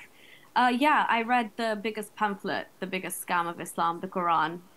So yeah, and the Hadith. That's my expertise. I'm going to read questions for Nuria first because we have so many questions that Daniel, if you each have to leave in 9 minutes, I understand. No, I have time. Nuria, it sounds like you're more time bound or kind of like time restricted that you might have to leave. If you have to leave, I would like to still save the questions that are for Daniel for once you have to leave, Nuria. I will promise to I'll ask Daniel right now if he'd be willing to only respond to those questions without jabbing you while you're not here, and I'm sure Daniel is willing to oblige. And that way, because there's so many questions that a lot of people are going to be like, hey, James, like, what's the deal, man? And so we'll let you go, Nuria. So in 9 minutes before I ask these last questions that are for you in particular. Sommer says, Nuria claims men and women are equal without justifying it. How are they equal? Obviously, they have different complementary competencies, physically and emotionally. Do you mean legally equal or spiritually equal? In what way are they equal? Yes, legally, spiritually, if you want. I don't really like that word, but as human beings, the very fact that they're human beings makes them equal in everybody's eyes. So that, yeah, of course, biologically we're built differently, but nothing like the claims that Islam says, where women are deficient in religion, amongst other things, and we need 2 witnesses as opposed to 1 male witness. The way that Islam degrades women, there's never a chance for gender equality. So, yeah. Because I think his question is, I think he was meaning like how, like, if you, let's say, for example, if you took scores on men's and women's verbal abilities, like IQ, women tend to be a bit higher than men. And then on quantitative skills, like men tend to be on average a little bit higher. I think he's saying like, what's the physical empirical variable that they're like matched on? Or would you say, it sounds like you might be saying, you're saying like in the eyes of the law, they're deemed as legal. That's what you're maybe saying. Yeah, just for the nature of this debate, because it's more about like hijab, which was veiling, which was regressive towards women. So for the intents and purposes of the conversation, legally especially, yes. Obviously, like the human mind is complicated. Men and women are built differently in various things. And, some men, they operate more from the right side of their brain and they're more well suited to certain subjects, as you said. But again, there's no difference in our processing or IQ capabilities per se across the board. You got it. Khaled Ibrahim says, for Nuria, have you read a single book of fiqh? I think you guys said it was Yep. pronounced. Yeah, Okay. it's thick. Yeah. No, I would never waste my time reading that stuff. I mean, I've read snippets of it for videos I've made, and the way it talks about intercourse with minors and things like that, it's too much of a dark read. I would not recommend it to anybody. Yeah, This just one coming in. debate Islam, but don't read the source Oh, text. yeah, well, I mean, if you want to become like a master in child marriage, as I'm sure you already are, then that's what you need that manual for. Just stick to pamphlets. This one coming in I from mean, Emery. Quran for. Emery King says, this is $5 for Nuria to speak for a minute without Daniel interrupting her. Wow. Well, is there anything that from the debate, Nuria, that you maybe didn't get to touch on and that you were like, hey, I really wanted to address this point, but time ran out because I know that the open dialogue was cut short? Oh, thank you so much for whoever sent that super chat. I really appreciate it. I do feel like Daniel did get quite a lot more time to talk over me. You also just threw out words like hypergamy and stuff. We never even really got to go into it. But again, even if you want to say that that is like the biological tendency of women, you know as well that that was a survival mechanism at a time for women when marriage was the only thing that determined a woman's status in life. And in fact, when the gender revolution began in the mid 20th century, they also thought it would bring about the end of hypergamy. So again, you are conflating this with greed and trying to paint women in a negative light for even wanting to do this. I don't understand why you don't expect that some women would be ambitious, and we wouldn't want men to bring something of equal value to the table, if not more. And even if this is the case, why are you not just letting the natural trajectory play out? It just seems weird that if you think this is a natural desire, women, yes, Daniel, once they become more educated, they will desire more, especially when they're looking for a life partner to settle down with. Your idea of a woman wanting and not settling is very selfish. And again, I'm saying that it's because Islam is catered to everything you want as a man. So it's not surprising, but just look at what you're asking for. The more you see what Islam offers, you see how women in Afghanistan and Iran are pushing back against exactly what you were advocating for. But yeah, thank you, James. You So can got I it. respond to the point about hypergamy? Like, it shows that you don't know what you're talking about. Hypergamy is a woman's desire for someone who is higher in status. It didn't go away with the sexual revolution. Women still, including you probably, do you want to marry someone who's bigger and taller than you, who is more wealthy than you, who has more muscles than you? Like, do you want that in a spouse, or do you want someone who's smaller than you?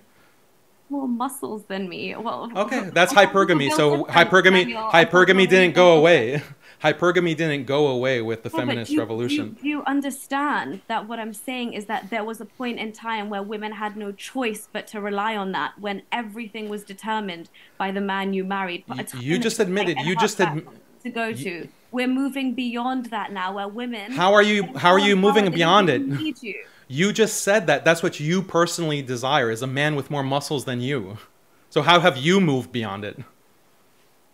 As a society, we don't need men in the same way, Daniel. That's what I'm trying to say. From the 20th century, Why do you need a on man that. with more Why do muscles? you What? no, look, you're being so childish. I'm not even responding to that. You know we're biologically built different. How is that even like? How does that make sense to you? A man with if he has less muscle than me, is he what? You need to move beyond it. You need to marry a man who's smaller than you, weaker than you. Like, he's under 5 foot.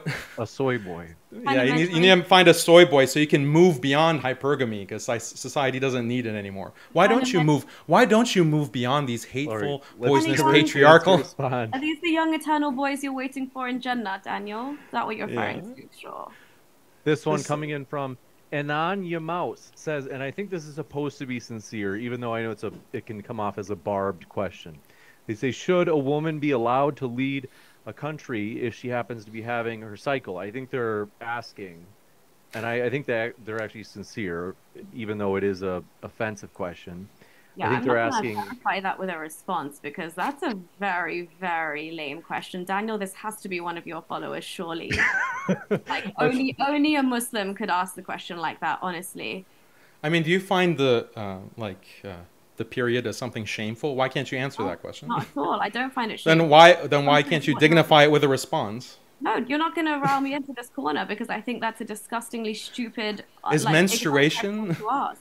You Why? find It's a practical question. You This find one- it impure and unclean, Daniel. The rest of us don't. It's natural. No. Again, welcome. Yeah, to it is natural. You're the one who said you don't want to dignify it with a response. Yeah, I because agree. It's a dumb natural. It's something. question. Oh, if it's natural, then why are women considered to be less religious because of it or have less iman?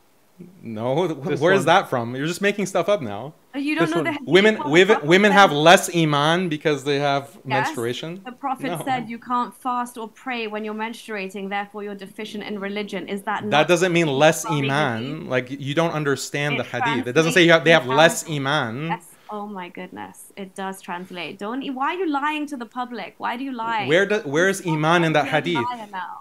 Point out This is a good iman in that opportunity. hadith. Do you even know Arabic? We can end with a more one that's more friendly. They say Hakeem Jai appreciate it. Says Nuria, you are a brave woman. Best wishes, sister. Oh, thank you. And- And no, Daniel, I don't need to know that colonized language. Thank you very much. What I'd like to do is, Nuria, if you have to take off, totally understandable. Like I said, I'm sorry that I broke the promise of wrapping up when we would be wrapping up. Okay. So That's if my you- fault. I apologize for that.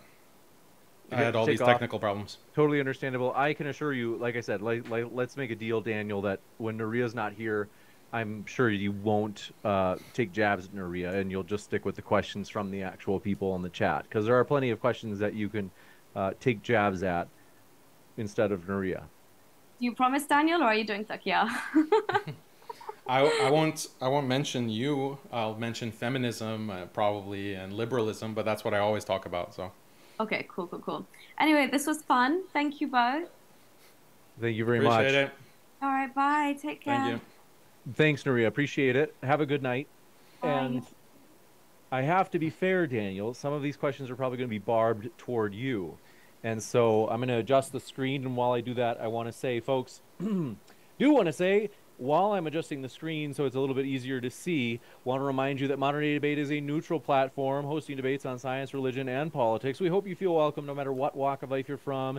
Whether you be Muslim, atheist, Christian, you name it, we are appreciative of you being here. And I also, really quick, want to show this photo, or I should say this painting of, we do appreciate it. This is you could consider this an intermission before we go into the bloodbath of the rest of the questions for Daniel. As I said, Daniel, some of these are going to be barbed. I have to be fair that I have to read the offensive ones to you, just like I read the offensive one for Nuria, which like I said, Sure. I do think that the person was trying to, they maybe have a opinion on the thing that was asked about, such that they were asking it wasn't, I didn't think it was a troll. But let me just readjust the screen, 2 moments. Want to say thanks so much for all of your support. This is one of the most liked debates in terms of like our live viewership right now. People have enjoyed this debate immensely, so we want to say thanks for your support. Appreciate all those likes, folks. And I'm going to jump into these questions. Oh, I did say I would show you this painting. You guys can let me know if this looks like me. This is a portrait. Someone did this painting that they had said, James, I want you to, and you can see it. I don't have it in the Zoom window, so I'm sorry about that. If you're watching on Daniel's stream, if you really want to see the painting, it's a beautiful painting, a tremendous painting. You can see it here at the live stream over at Modern Day Debate. You can always keep both tabs open if you're watching live at more than one channel. And so thank you very much for making that painting of me. I'm very flattered. I wish I looked like that. That's a true Chad, as Daniel would say. So I'm going to jump into these questions. Apostate Prophet, one of your greatest rivals, and says, Daniel, numerous research suggests from Langford, Defar, and Gilliand find that sexual repression and shame lead to hypersexuality, lower happiness, lower confidence, and possibly even increased crime. How is that good? Can you give me the reference again, like the article? Yeah, they said in parentheses Langford, and then Defar, so it's Dhuffar, and then Gilliand, which I think is it's a little, my eyes aren't as good as they used to be. I think it's Gilliland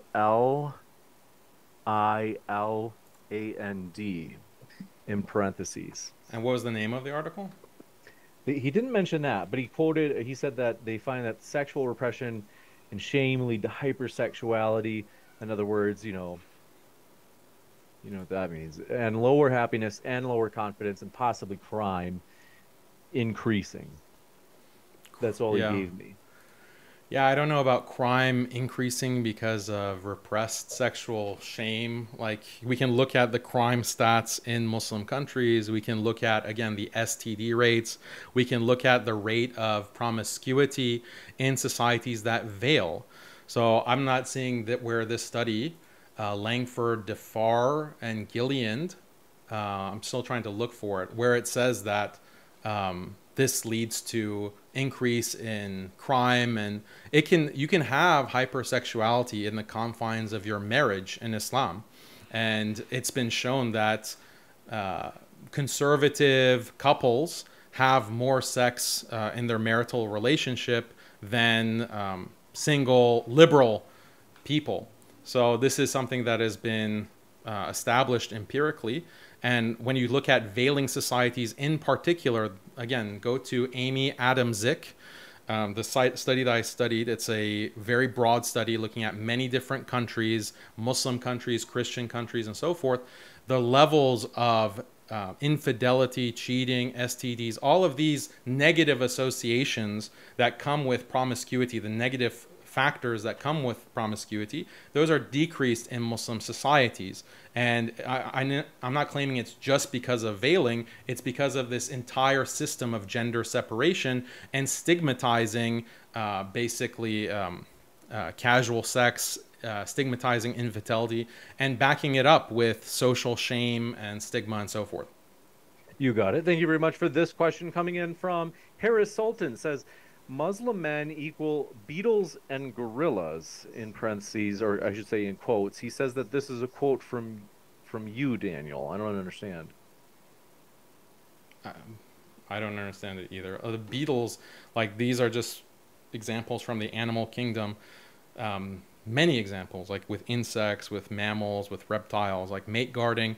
It's just unbelievable that atheists have no clue about these basic facts about biology and the animal kingdom, but they claim to be evolutionists, so they know that, okay, yeah, people are evolved from apes, but they literally know nothing about the animal kingdom or apes themselves.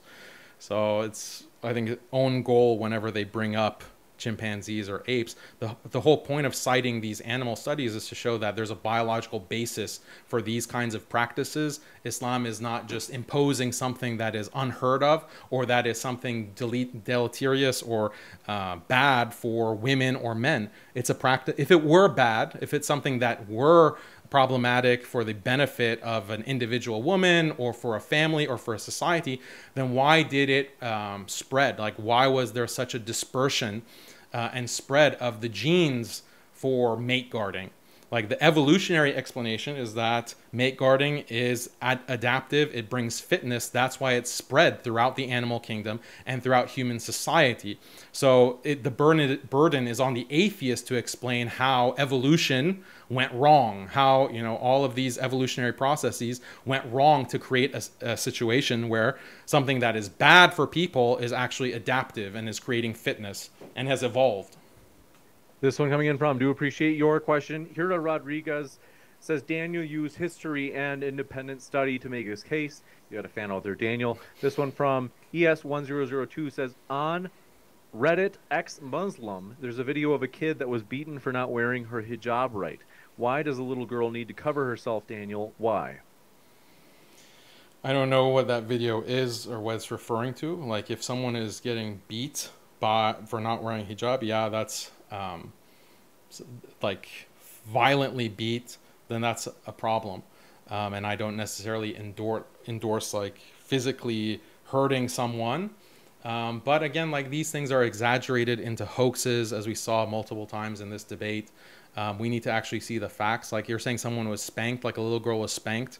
How do we know it was because of not veiling? Like unless you're just completely against any kind of discipline, like any kind of spanking and what have you. Okay, that's a separate argument. But, you know, many societies accept spanking. Even American Western society has had that notion of discipline for children, for a spouse, for whatever. This one from Sheik Dawood says, do veils protect Muslim women from being sold by their family members to other Muslim men for temporary marriage and sex, in parentheses, muta? I'm not an expert on the requirements of muta marriage. That's a Shia thing. I'm not Shia. So, This one from Nancy Abdelrahman says, Daniel is the Islamic Elliot Rogers. Who's Elliot Rogers? some incel radical.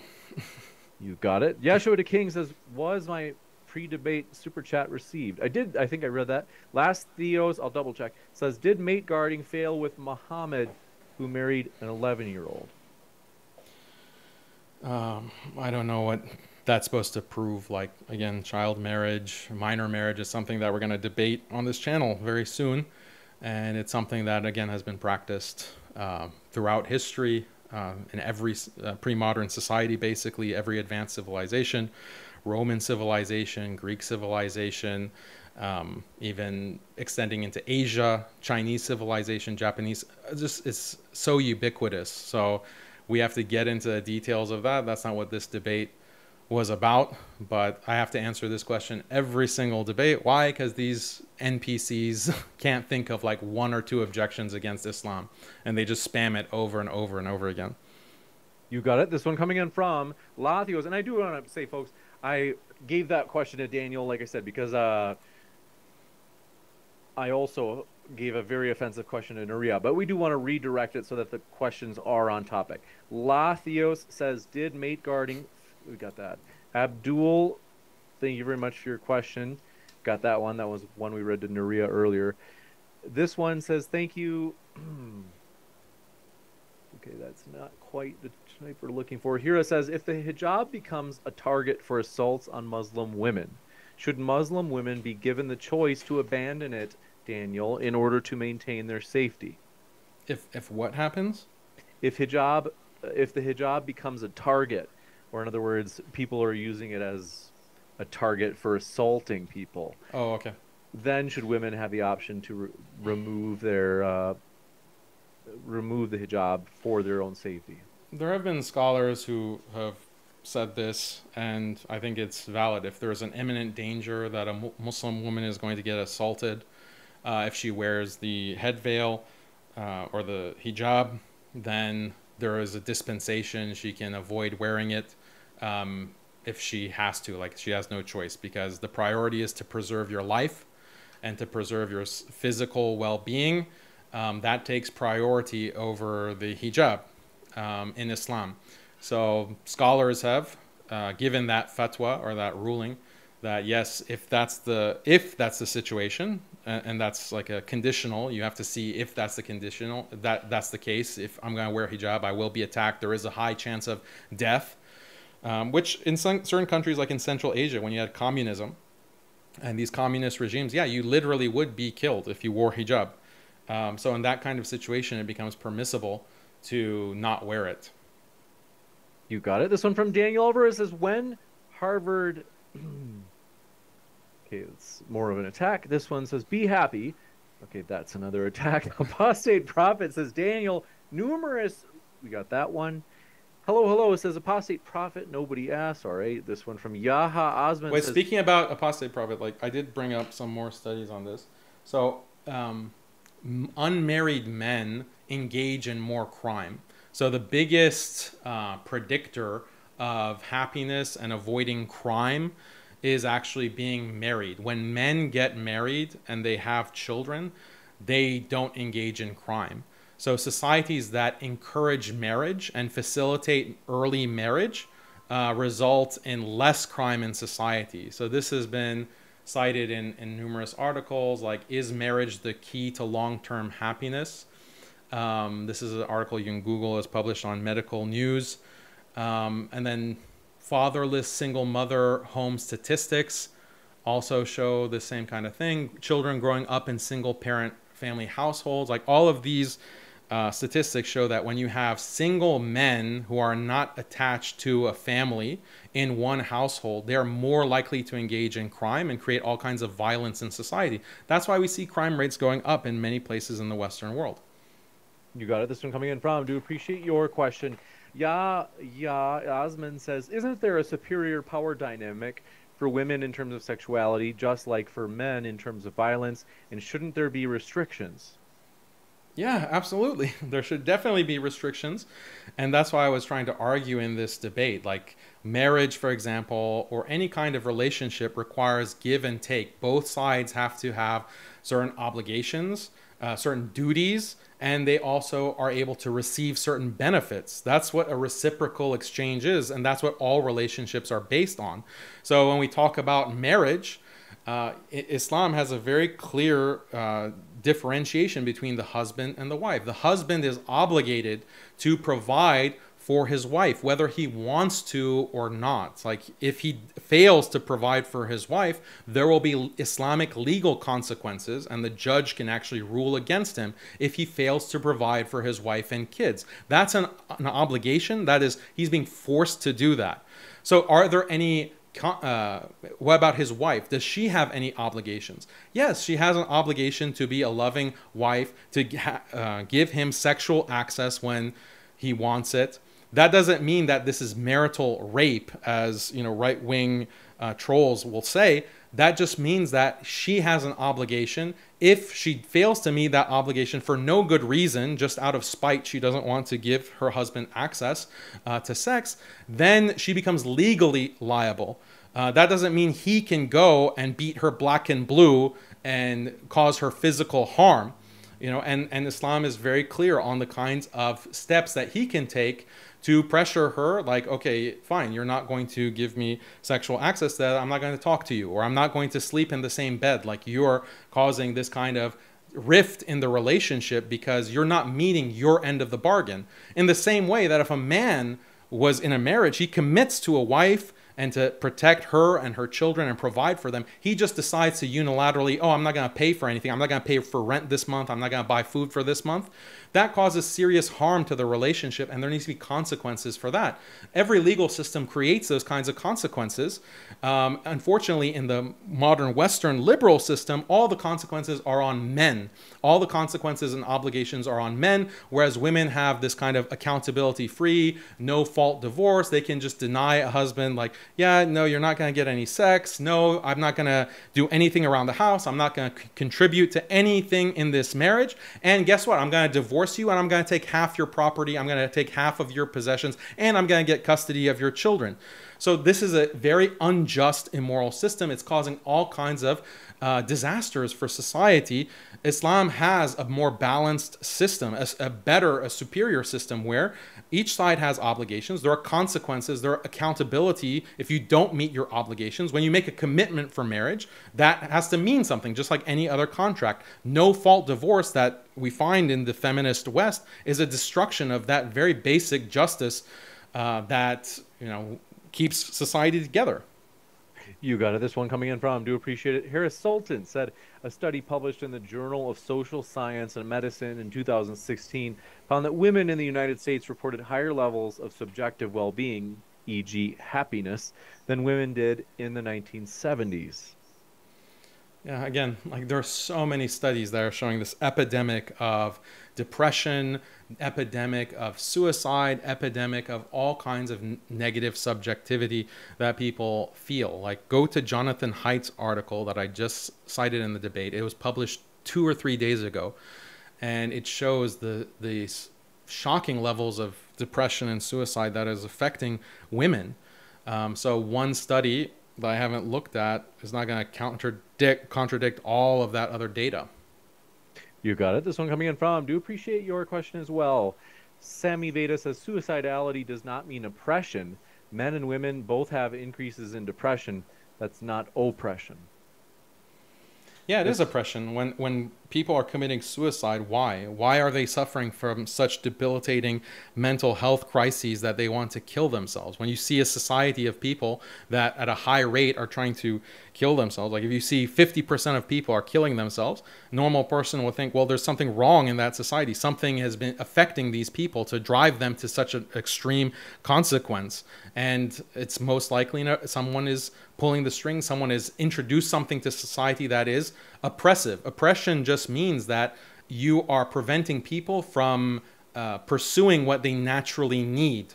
People need loving relationships. People need loving, committed, long-term relationships. People need family. People need, women often have this desire to reproduce. They want children. These are all biological needs that people have. When you strip that away because of all kinds of social policies, because of all kinds of ideologies like feminism and liberalism and so forth, atheism, then people are going to be more and more depressed. This is the paradox. They have more freedom, they have more choice, but they're suffering from all kinds of mental health problems. And that's because people need more than just choice. Yeah, choice is good.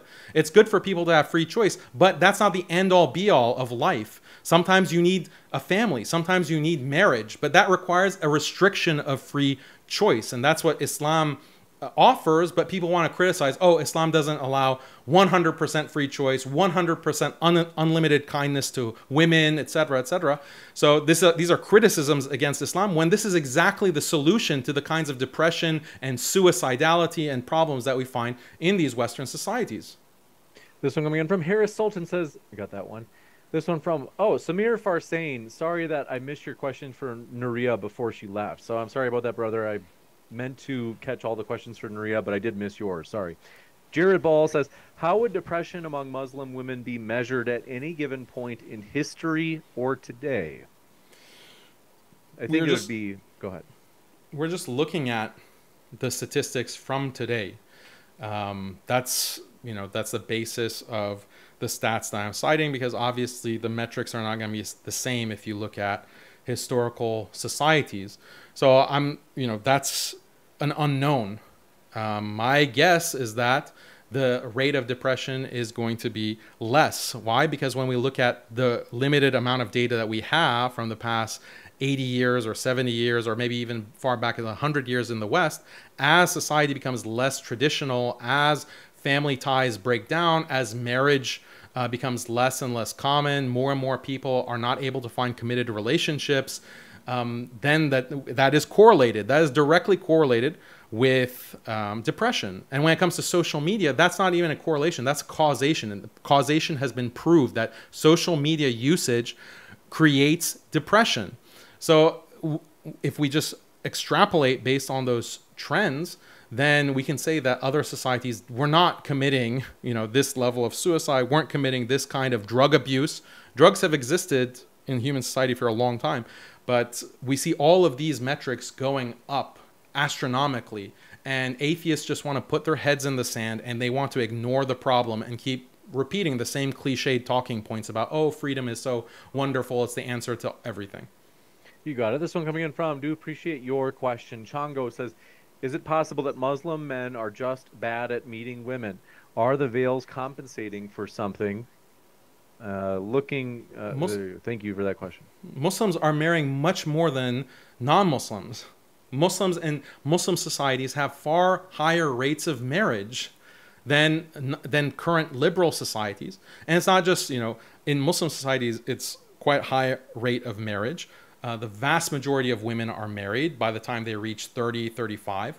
And men also, it's a very high rate of marriage. So this is not like some kind of point against Islam. It's a point in favor of Islam that we can actually get married in a much simpler and easier way, whether it's through arranged marriage or family network type of marriages. And Muslims have experience with this. Unfortunately, what's happening is that Muslims are adopting feminism, they're adopting liberalism, and they're westernizing. And now we see marriage rates in the Muslim world are dropping. And this is a big problem that needs to be addressed, actually. But the problem is with feminism, with liberalism, if we continue to be traditional religious societies, including the West, if the West returned to a kind of Christian traditionalism, or maybe even became a Muslim society, marriage rates would go up because Islam and these religious traditions protect that institution of marriage. You got it. This one coming in from Harris Sultan again says, rape happens in nature as well. The whole point of creating society is the betterment of humans, not to have quote-unquote survival of the fittest. Yeah, so I mean, this is funny for an atheist to say, like, we don't want survival of the fittest. Like, what other morality do you have? Like, what other moral system are you appealing to? That is the atheistic metric, is survival of the fittest. But that being said, you find all kinds of practices in nature. That doesn't mean that they're most fit. Like, so yeah, you do find organisms that will eat their own offspring, but it's not something that is proliferating through reproduction. It's not an adaptive trait, because you can have dysfunctional behavior in nature, you can have anomalies in nature, but when it comes to these kinds of practices that are so common, they're not anomalous. It's not just a one-off. It's something that you see in every single species, or the majority of species. Then you have to explain that and explain why that is evolutionarily adaptive. You got it. Thank you very much for this question coming in from Samir Farsain. Says we got that one. Samar Rao says, Daniel argues for pair bonding in humans but defends men having multiple wives. How do you square that circle, Daniel? Yeah, so just because a society is polygamous, which, by the way, 93% of human societies have been polygamous, according to the Ethnographic Atlas, that doesn't mean that every man in society has multiple wives. The actual rate of polygyny in any given polygynous society is anywhere from 2 to 5%. So the vast majority of men are in the kind of pair bond. But when you have a polygynous society, there is leeway for the men who are high status to have up to 4 wives. And that is a very important feature of Islamic societies and these other traditional polygynous societies that is lacking in the liberal West. Instead, men who are high status in the liberal Western society cheat on their wives. They are polygynous, but outside of marriage. So you have all of these baby mamas, all of these groupies, all of these women who are sleeping with the high-powered politicians and the actors and the sports athletes, professional athletes. And this is a stain on society. If you had marriage or multiple marriage polygyny, then those high status men could have multiple women, and that gives a lot of benefit to society overall. You got it. Thank you very much for this question. Coming in from Jared Ball, says, Daniel, if you don't support evolution, why is your comparison for quote-unquote mate guarding based on primate behavior? So it's not just based on primate behavior, it's also based on a wealth of historical data. So I don't need to rehash all of that. But the problem, why I bring in evolutionary argument, is that when you engage in a debate, you have to argue on the basis of common ground. So when I debate these atheists and these liberals and these feminists, they all agree with evolution. So, okay, let's take an evolutionary argument that you agree with and see where the logic leads, see where the conclusion leads. And this is where, the certain atheists have trouble reconciling the empirical facts and the scientific facts of, supposed evolution with their liberal morality, with their liberal worldview. Because the natural world is very illiberal. The natural world is extremely illiberal. It's anti-liberal, it's anti-feminist. And so this is a huge contradiction and clash in the worldview of atheists. And they never want to confront that and honestly engage with that. And they just engage in hand-waving tactics. And no matter what you try to tell them to explain that, look, you're being inconsistent, they don't want to acknowledge it. So that's why I bring it up in all of these debates. Abdul Rahman says, the majority of scholars like Kurtubi, let me know if I'm saying it right, say marital rape is not allowed. Let's see. Okay, that's actually Coffee Mom says, Daniel, do you believe your worldview contributes to or alleviates the depression that women feel? Of course it alleviates it. Of course it alleviates it because it provides what women want.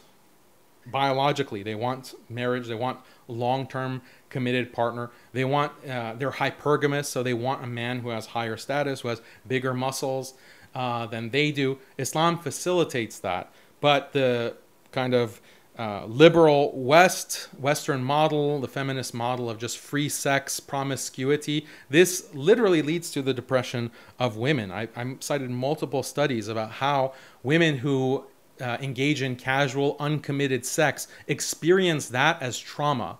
They might not admit it. They might not admit, oh, I feel empty inside. I feel devastated by what I've just done. But all of the empirical evidence shows that they do. They do feel very bad and have all this kind of regret for that kind of sexual activity. So, of course, a religion that prevents that is going to be better for women, whether it be Islam, whether it be Judaism, whether it be Christianity. I agree. I think that if society was Christian, I would much prefer that. And I think society would be much better. Women would be much better off if, the West returned to a kind of traditional Christianity. Depression of women would go way down because women would get what they want, which is having these marriages, having children, living very happy, fulfilled lives as wives, as traditional wives in those kinds of relationships.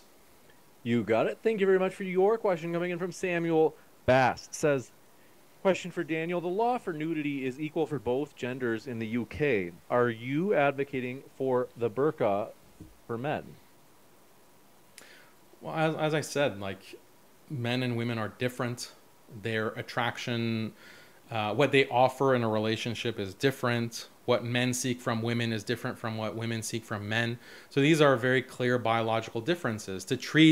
For the law to treat men and women exactly the same, despite these kinds of major differences between the two sexes, would be injustice. It would be oppression. That's the definition of oppression, because, again, you have these needs that people have based on gender differences, but the law, the liberal feminist law, is treating everyone exactly the same. Islamic law does not treat the genders the same. It treats them differently because it acknowledges the differences in biology, the differences in psychology, the cognitive differences between men and women, the bodily differences.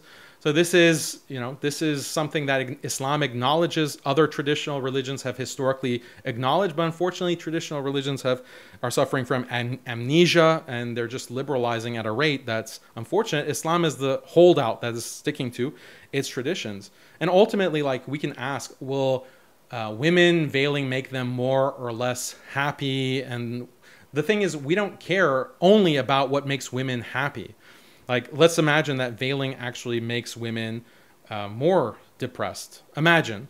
What effect does it have for the rest of society? What effect does it have on families? What effect does it have on children? What effect does it have on the elderly? What effect does it have on men? Like, does that not count as part of the equation? We have to have a holistic view, not this kind of gynocentric, women-centered view of, oh, what is going to make women happy at all times? I just believe that veiling does actually make women happier, but it also does much more in improving society and benefiting society as well. We have to have that holistic picture as opposed to women-centric. We only care what makes women, what affords women the most amount of choice with the least amount of accountability. That's the kind of liberal feminist model that's destroying society.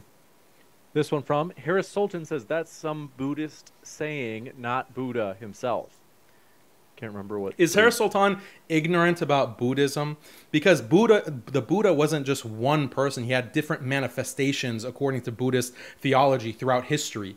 So according to Buddhist theology, you can have multiple figures who are the Buddha, the manifestation of Buddha, or the avatar of Buddha at a particular time in history. So I don't think Harris Sultan knows anything about Buddhism. He doesn't know anything about Islam. He just reads pamphlets about Islam and then tries to have a whole career based on bashing Islam. He maybe don't get into other religions because it seems you're deeply ignorant about them. This one coming in from Brian W. says, Daniel, the traditional Muslim dress for men and women had a practical purpose to protect from sand and dust. However, here in the States, it does not apply. So why wear it here, as it just serves to set you apart from other people who are not Muslim? Again, it's a practice that has existed in many societies that didn't have sand. Muslim societies are not just societies in the desert. Muslims have been veiling in Spain, in Andalus, in North Africa, in the tropical parts of the subcontinent, in Southeast Asia, Malaysia, Indonesia.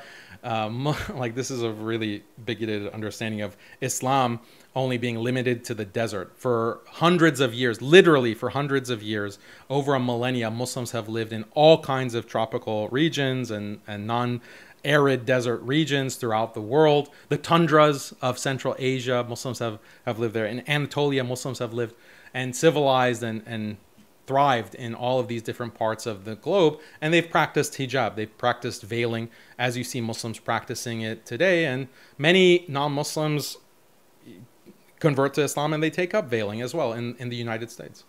This one from Kanusapak says, Daniel, isn't there disagreement between Muslims on what covering is required, hijab versus niqab? Niqab's a whole other level of covering that includes hiding identity, etc. I think there's more consensus, or like the majority opinions do advocate for veiling the niqab more than just covering the hair. Definitely within Muslim societies, it's expected that if you're in a Muslim society, you're going to don the full face veil, and this is what Muslims practice. But again, like, there's a lot of liberalizing pressure for Muslim women to start exposing more and more and more of themselves. But if you went, 100 years ago throughout the Muslim world, whether you went to Egypt or Turkey or Malaysia, women in public when they were in public, were fully veiled with the niqab. It's only in our current times that this is, even in certain Muslim countries, this has been associated with like extremism and terrorism. And this is part of the whole global war on terror, CVE policy, countering violent extremism policy, where if you're a man who looks like me and has like a long beard, or you're a woman who covers your face, that means you're a potential terrorist, and there's all kinds of negative consequences from that kind of Islamophobic policy that's been imposed by the West, by the US and EU, against the Muslim world to stigmatize basic Islamic practices that were very common in our history, like full face veiling. You got it. This one coming in from, do appreciate it. Excuse me, but says, single wealthy women are the happiest, Daniel.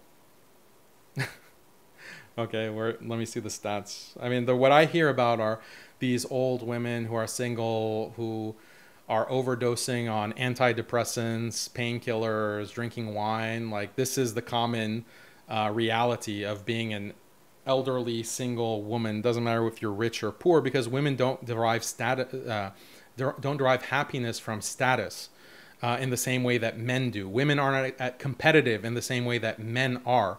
So if you are, this elderly woman in your 50s and you don't have any children, you don't have any family around you, this is why that demographic is the highest in its usage of antidepressants.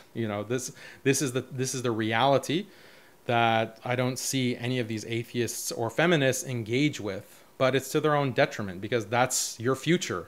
That's the future of yourself or your daughters. I don't want that for Muslims or non-Muslims. So I don't understand, what do you have to gain by portraying the reality in this false way that, oh no, single women in their 50s are the happiest that they've ever been. Okay, well, all the antidepressant statistics, pharmaceutical statistics are contrary to that. This one coming in. Samuel Bass says, question to Daniel, why are you referring to biology to sustain your argument when Islam doesn't acknowledge evolution? I think it's basically the same question as a previous one. Islam does acknowledge biology. Islam does acknowledge biology in the same way that every religion acknowledges biology in some way, because we're human beings that have been created by God. What I meant to say is, they say when Islam doesn't acknowledge evolution, quote unquote.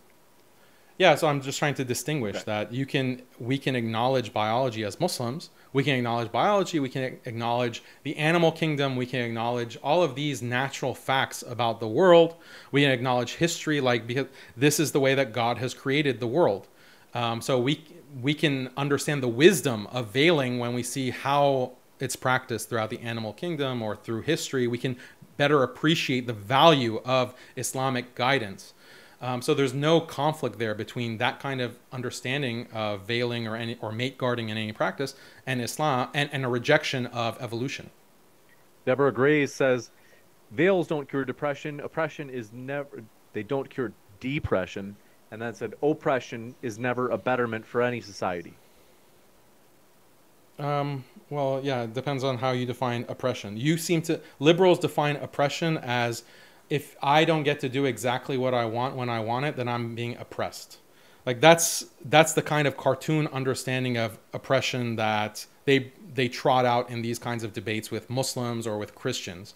But in reality, the liberal legal systems restrict people from different choices that they can make. So is that oppression? The fact that the law is, for example, telling you that, yeah, you can't go and start dealing hard drugs, for example, or you can't, engage in certain kinds of, like you can't drive 100 miles per hour on the highway. You can't, transform your house into a theme park right in the middle of the neighborhood. Like all of these restrictions, or in the workplace, all of these kinds of restrictions, or in school, all of these restrictions that limit your free choice, what you can do as an employee, as a student, as a citizen. Liberals don't experience all of those regulations as oppression. So that's a major inconsistency. We have to look at what is human nature. If someone is restricting you from your nature and what you desire, that is actually beneficial for you as a human being, okay, then I'll grant that that's oppression. But it's the liberal system that is preventing people from achieving the things that they need, like loving, committed relationships, long-term relationships, having a family, having a loving family with children, growing old and having the expectation that your children are going to take care of you and not just ship you off. Like these are the kinds of things that human beings need. So we can objectively ask which system is going to provide or increase the chances of providing for those needs. And in all these debates, I make the case that Islam is the one that's meeting these basic human needs, and liberalism is what is destroying and counteracting all of these needs that human beings actually have. This should be a wake-up call for liberals that your system that you're advocating is a cancer. You have to get rid of this and look elsewhere. Hopefully you'll look to Islam, but even if you don't look to Islam, you look at Christianity, you look at traditional Buddhism, that is better than this cancer that is destroying the entire world, destroying every culture and country in the world. This one from Harris Sultan says, thank you, Daniel, for existing. You destroy Islam more effectively than us.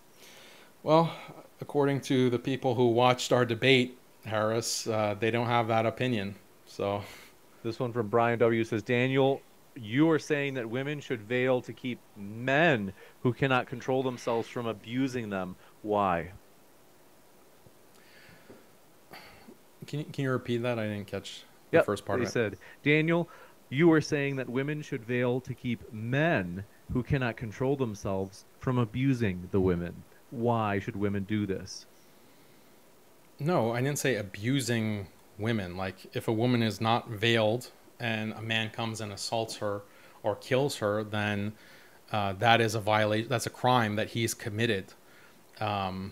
That's not what veiling is about. Like veiling is supposed to decrease the promiscuity, decrease the rate of inappropriate gender interaction in society. And it's not about what men can do to control themselves versus not.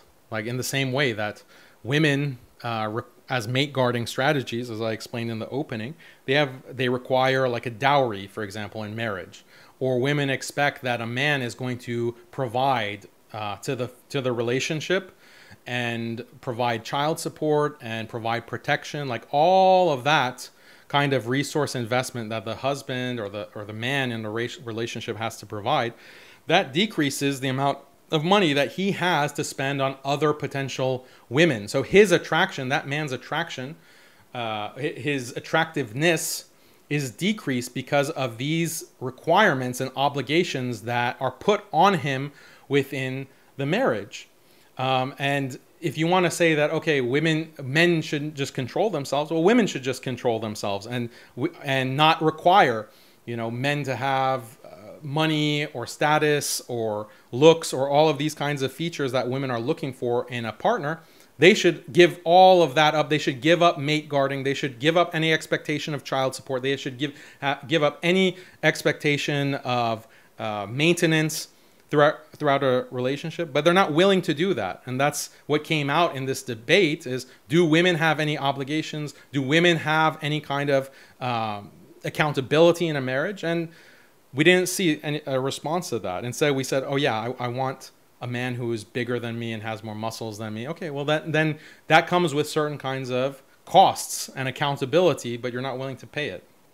You got it. Thank you very much for this question. Coming in from excuse me, but says, women, life, and freedom, down with patriarchy. This one from Apostate Prophet says, the parentheses, or I should say in quotes, paradox of the decline of female happiness, this is a famous paper from, I think if I remember right, it's like 2007, says, is a study which says that developments over the decades have not made women happier. And by developments, he means, I think, feminist aligned developments or changes. He says, shows that despite these feminist developments over the decades and women's simultaneous declines in happiness, he says that the reason is that these feminist developments have not made women happier due to persisting imbalances. In other words, like societal imbalances, like prejudice toward women or systematic things that prevent women from getting ahead. He says this is a study for equality. Daniel doesn't read his own references.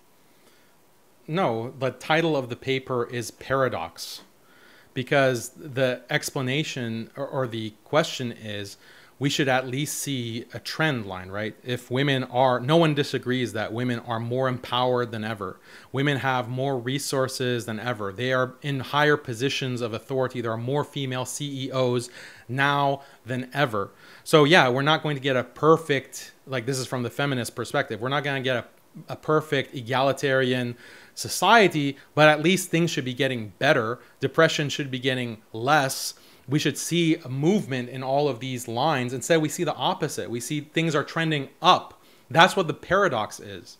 And that's what, none of these guys can explain, is why even these researchers can't explain it, because it goes against, of course, the people who are writing that paper, Betsy Stevenson and these researchers, of course they're feminists. Of course they're liberals. Like, that's why they're calling it a paradox. It's not a paradox if you just understand human nature and you understand that, look, the liberal system that is proliferating is actually contrary to human interests. It's actually contrary to what is going to bring everyone in society better outcomes.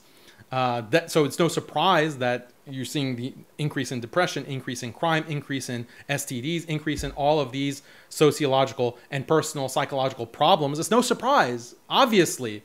But it's a paradox for the liberal. It's a paradox for these researchers that despite themselves, they don't want to admit that, oh, we're getting more and more of what we want through all kinds of social policy, but actually people are getting worse off psychologically in terms of other sociological markers. That's what you have to explain.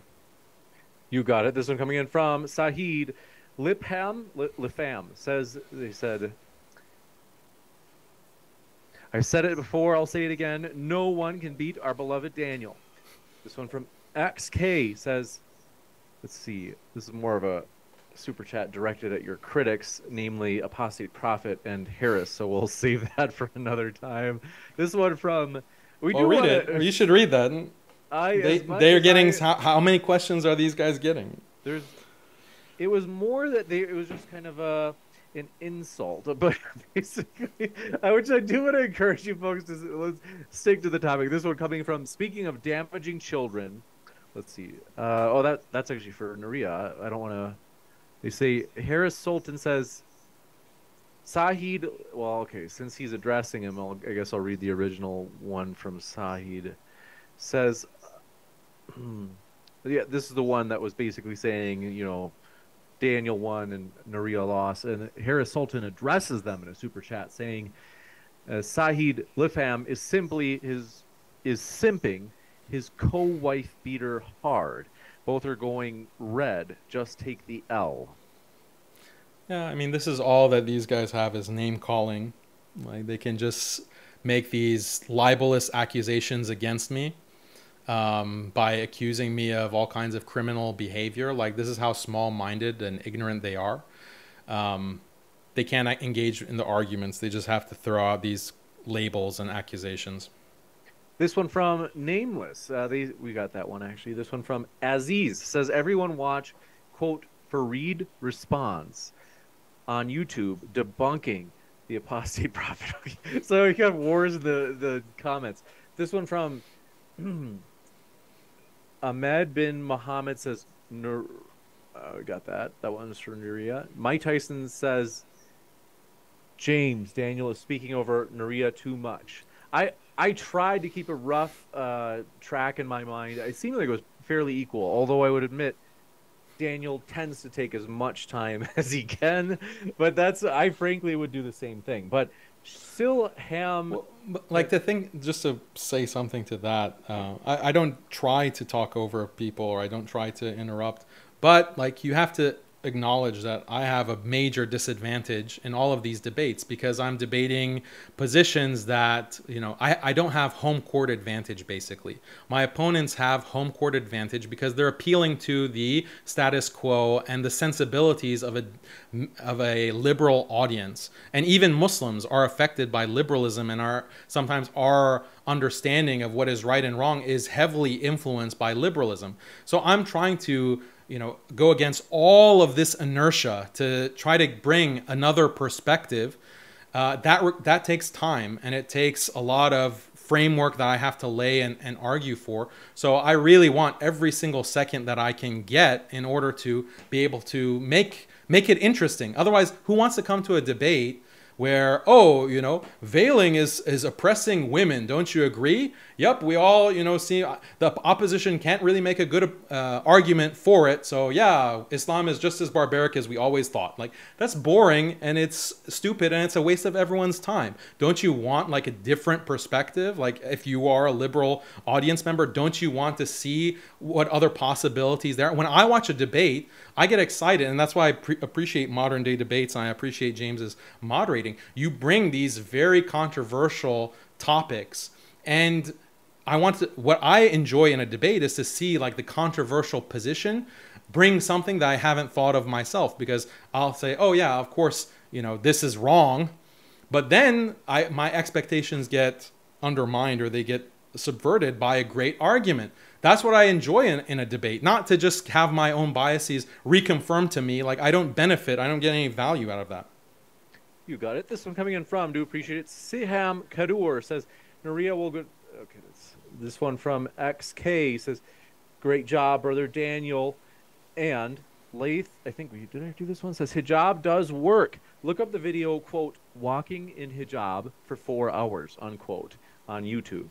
When not wearing it, she got catcalled 200 times. When wearing it, well, actually, technically, I don't want to read that because technically that would be directed at Nuria. This one from Harris Sultan says, human sacrifices were also practiced in ancient cultures. Would you defend those too, Daniel?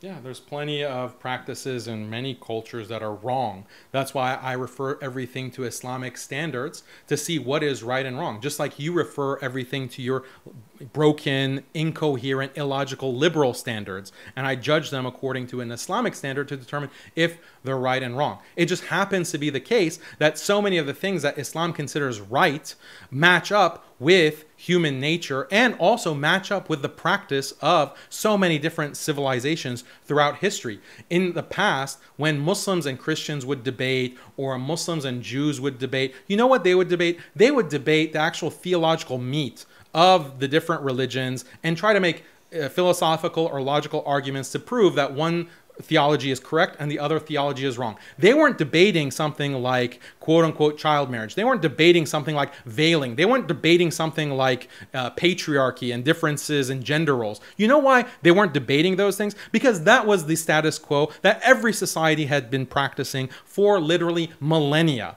It's only become a topic of debate now because Islam refuses to go with the liberal status quo. Islam refuses to reform itself to match up with this liberal hegemony that is imposing itself on the entire world and destroying the entire world. Islam refuses to do that, so it becomes the object of critique in every place that liberalism conflicts with Islam. But the good news is that it's very easy to rebut this kind of argument from liberalism because it's so easy to show how liberalism actually creates a worse society, creates a worse set of outcomes for people and their families and their marriages and so forth. And many debates, including the debate that I had with Snailton, prove that and shows that. You got it. This is coming in from. Do appreciate it. Harris Sultan says, no, I quoted a study that you ignored. Proof that Daniel ignores studies that go against his belief system. Yeah, I didn't ignore the study. I responded to it. This try doing that sometime. Aziz says, so am I saying this right? Salam? Is it Salam? Salam. And greetings, guys and gals. I look so naive. Okay. They say YouTube search trigonometry sexual revolution. The interview, let's see. I just don't want to do I just have a few more minutes, James. You got it. We'll try to wrap this up as quick as possible. In fact, I think, folks, we've gotten past the point at which we told you that we could not take any more questions. So I think that I want to just go for that last few minutes, and we'll let Daniel go. Madi, just to be sure, there are so many that came in so fast that just for good measure, I want to be sure that we actually got there. This is, okay, that one was for Nuria. Let's see. Harris Sultan says, Pikachu's favorite pastime is how to come up with new ways to destroy Islam. Okay. Yeah, look how I have to debate Nuria, I have to debate Apus, I have to debate Snailton. Like, I have to debate a team of ex-Muslims in every debate. Whereas they have to just come at me. Like, this is not only do I not have a home court advantage on the topic, I also have to go against an entire mob of people. Like, this just shows you like what is really happening in these debates. This one coming up for a last one. We'll end it with one from your pal, Apostate Prophet. He says, women are naturally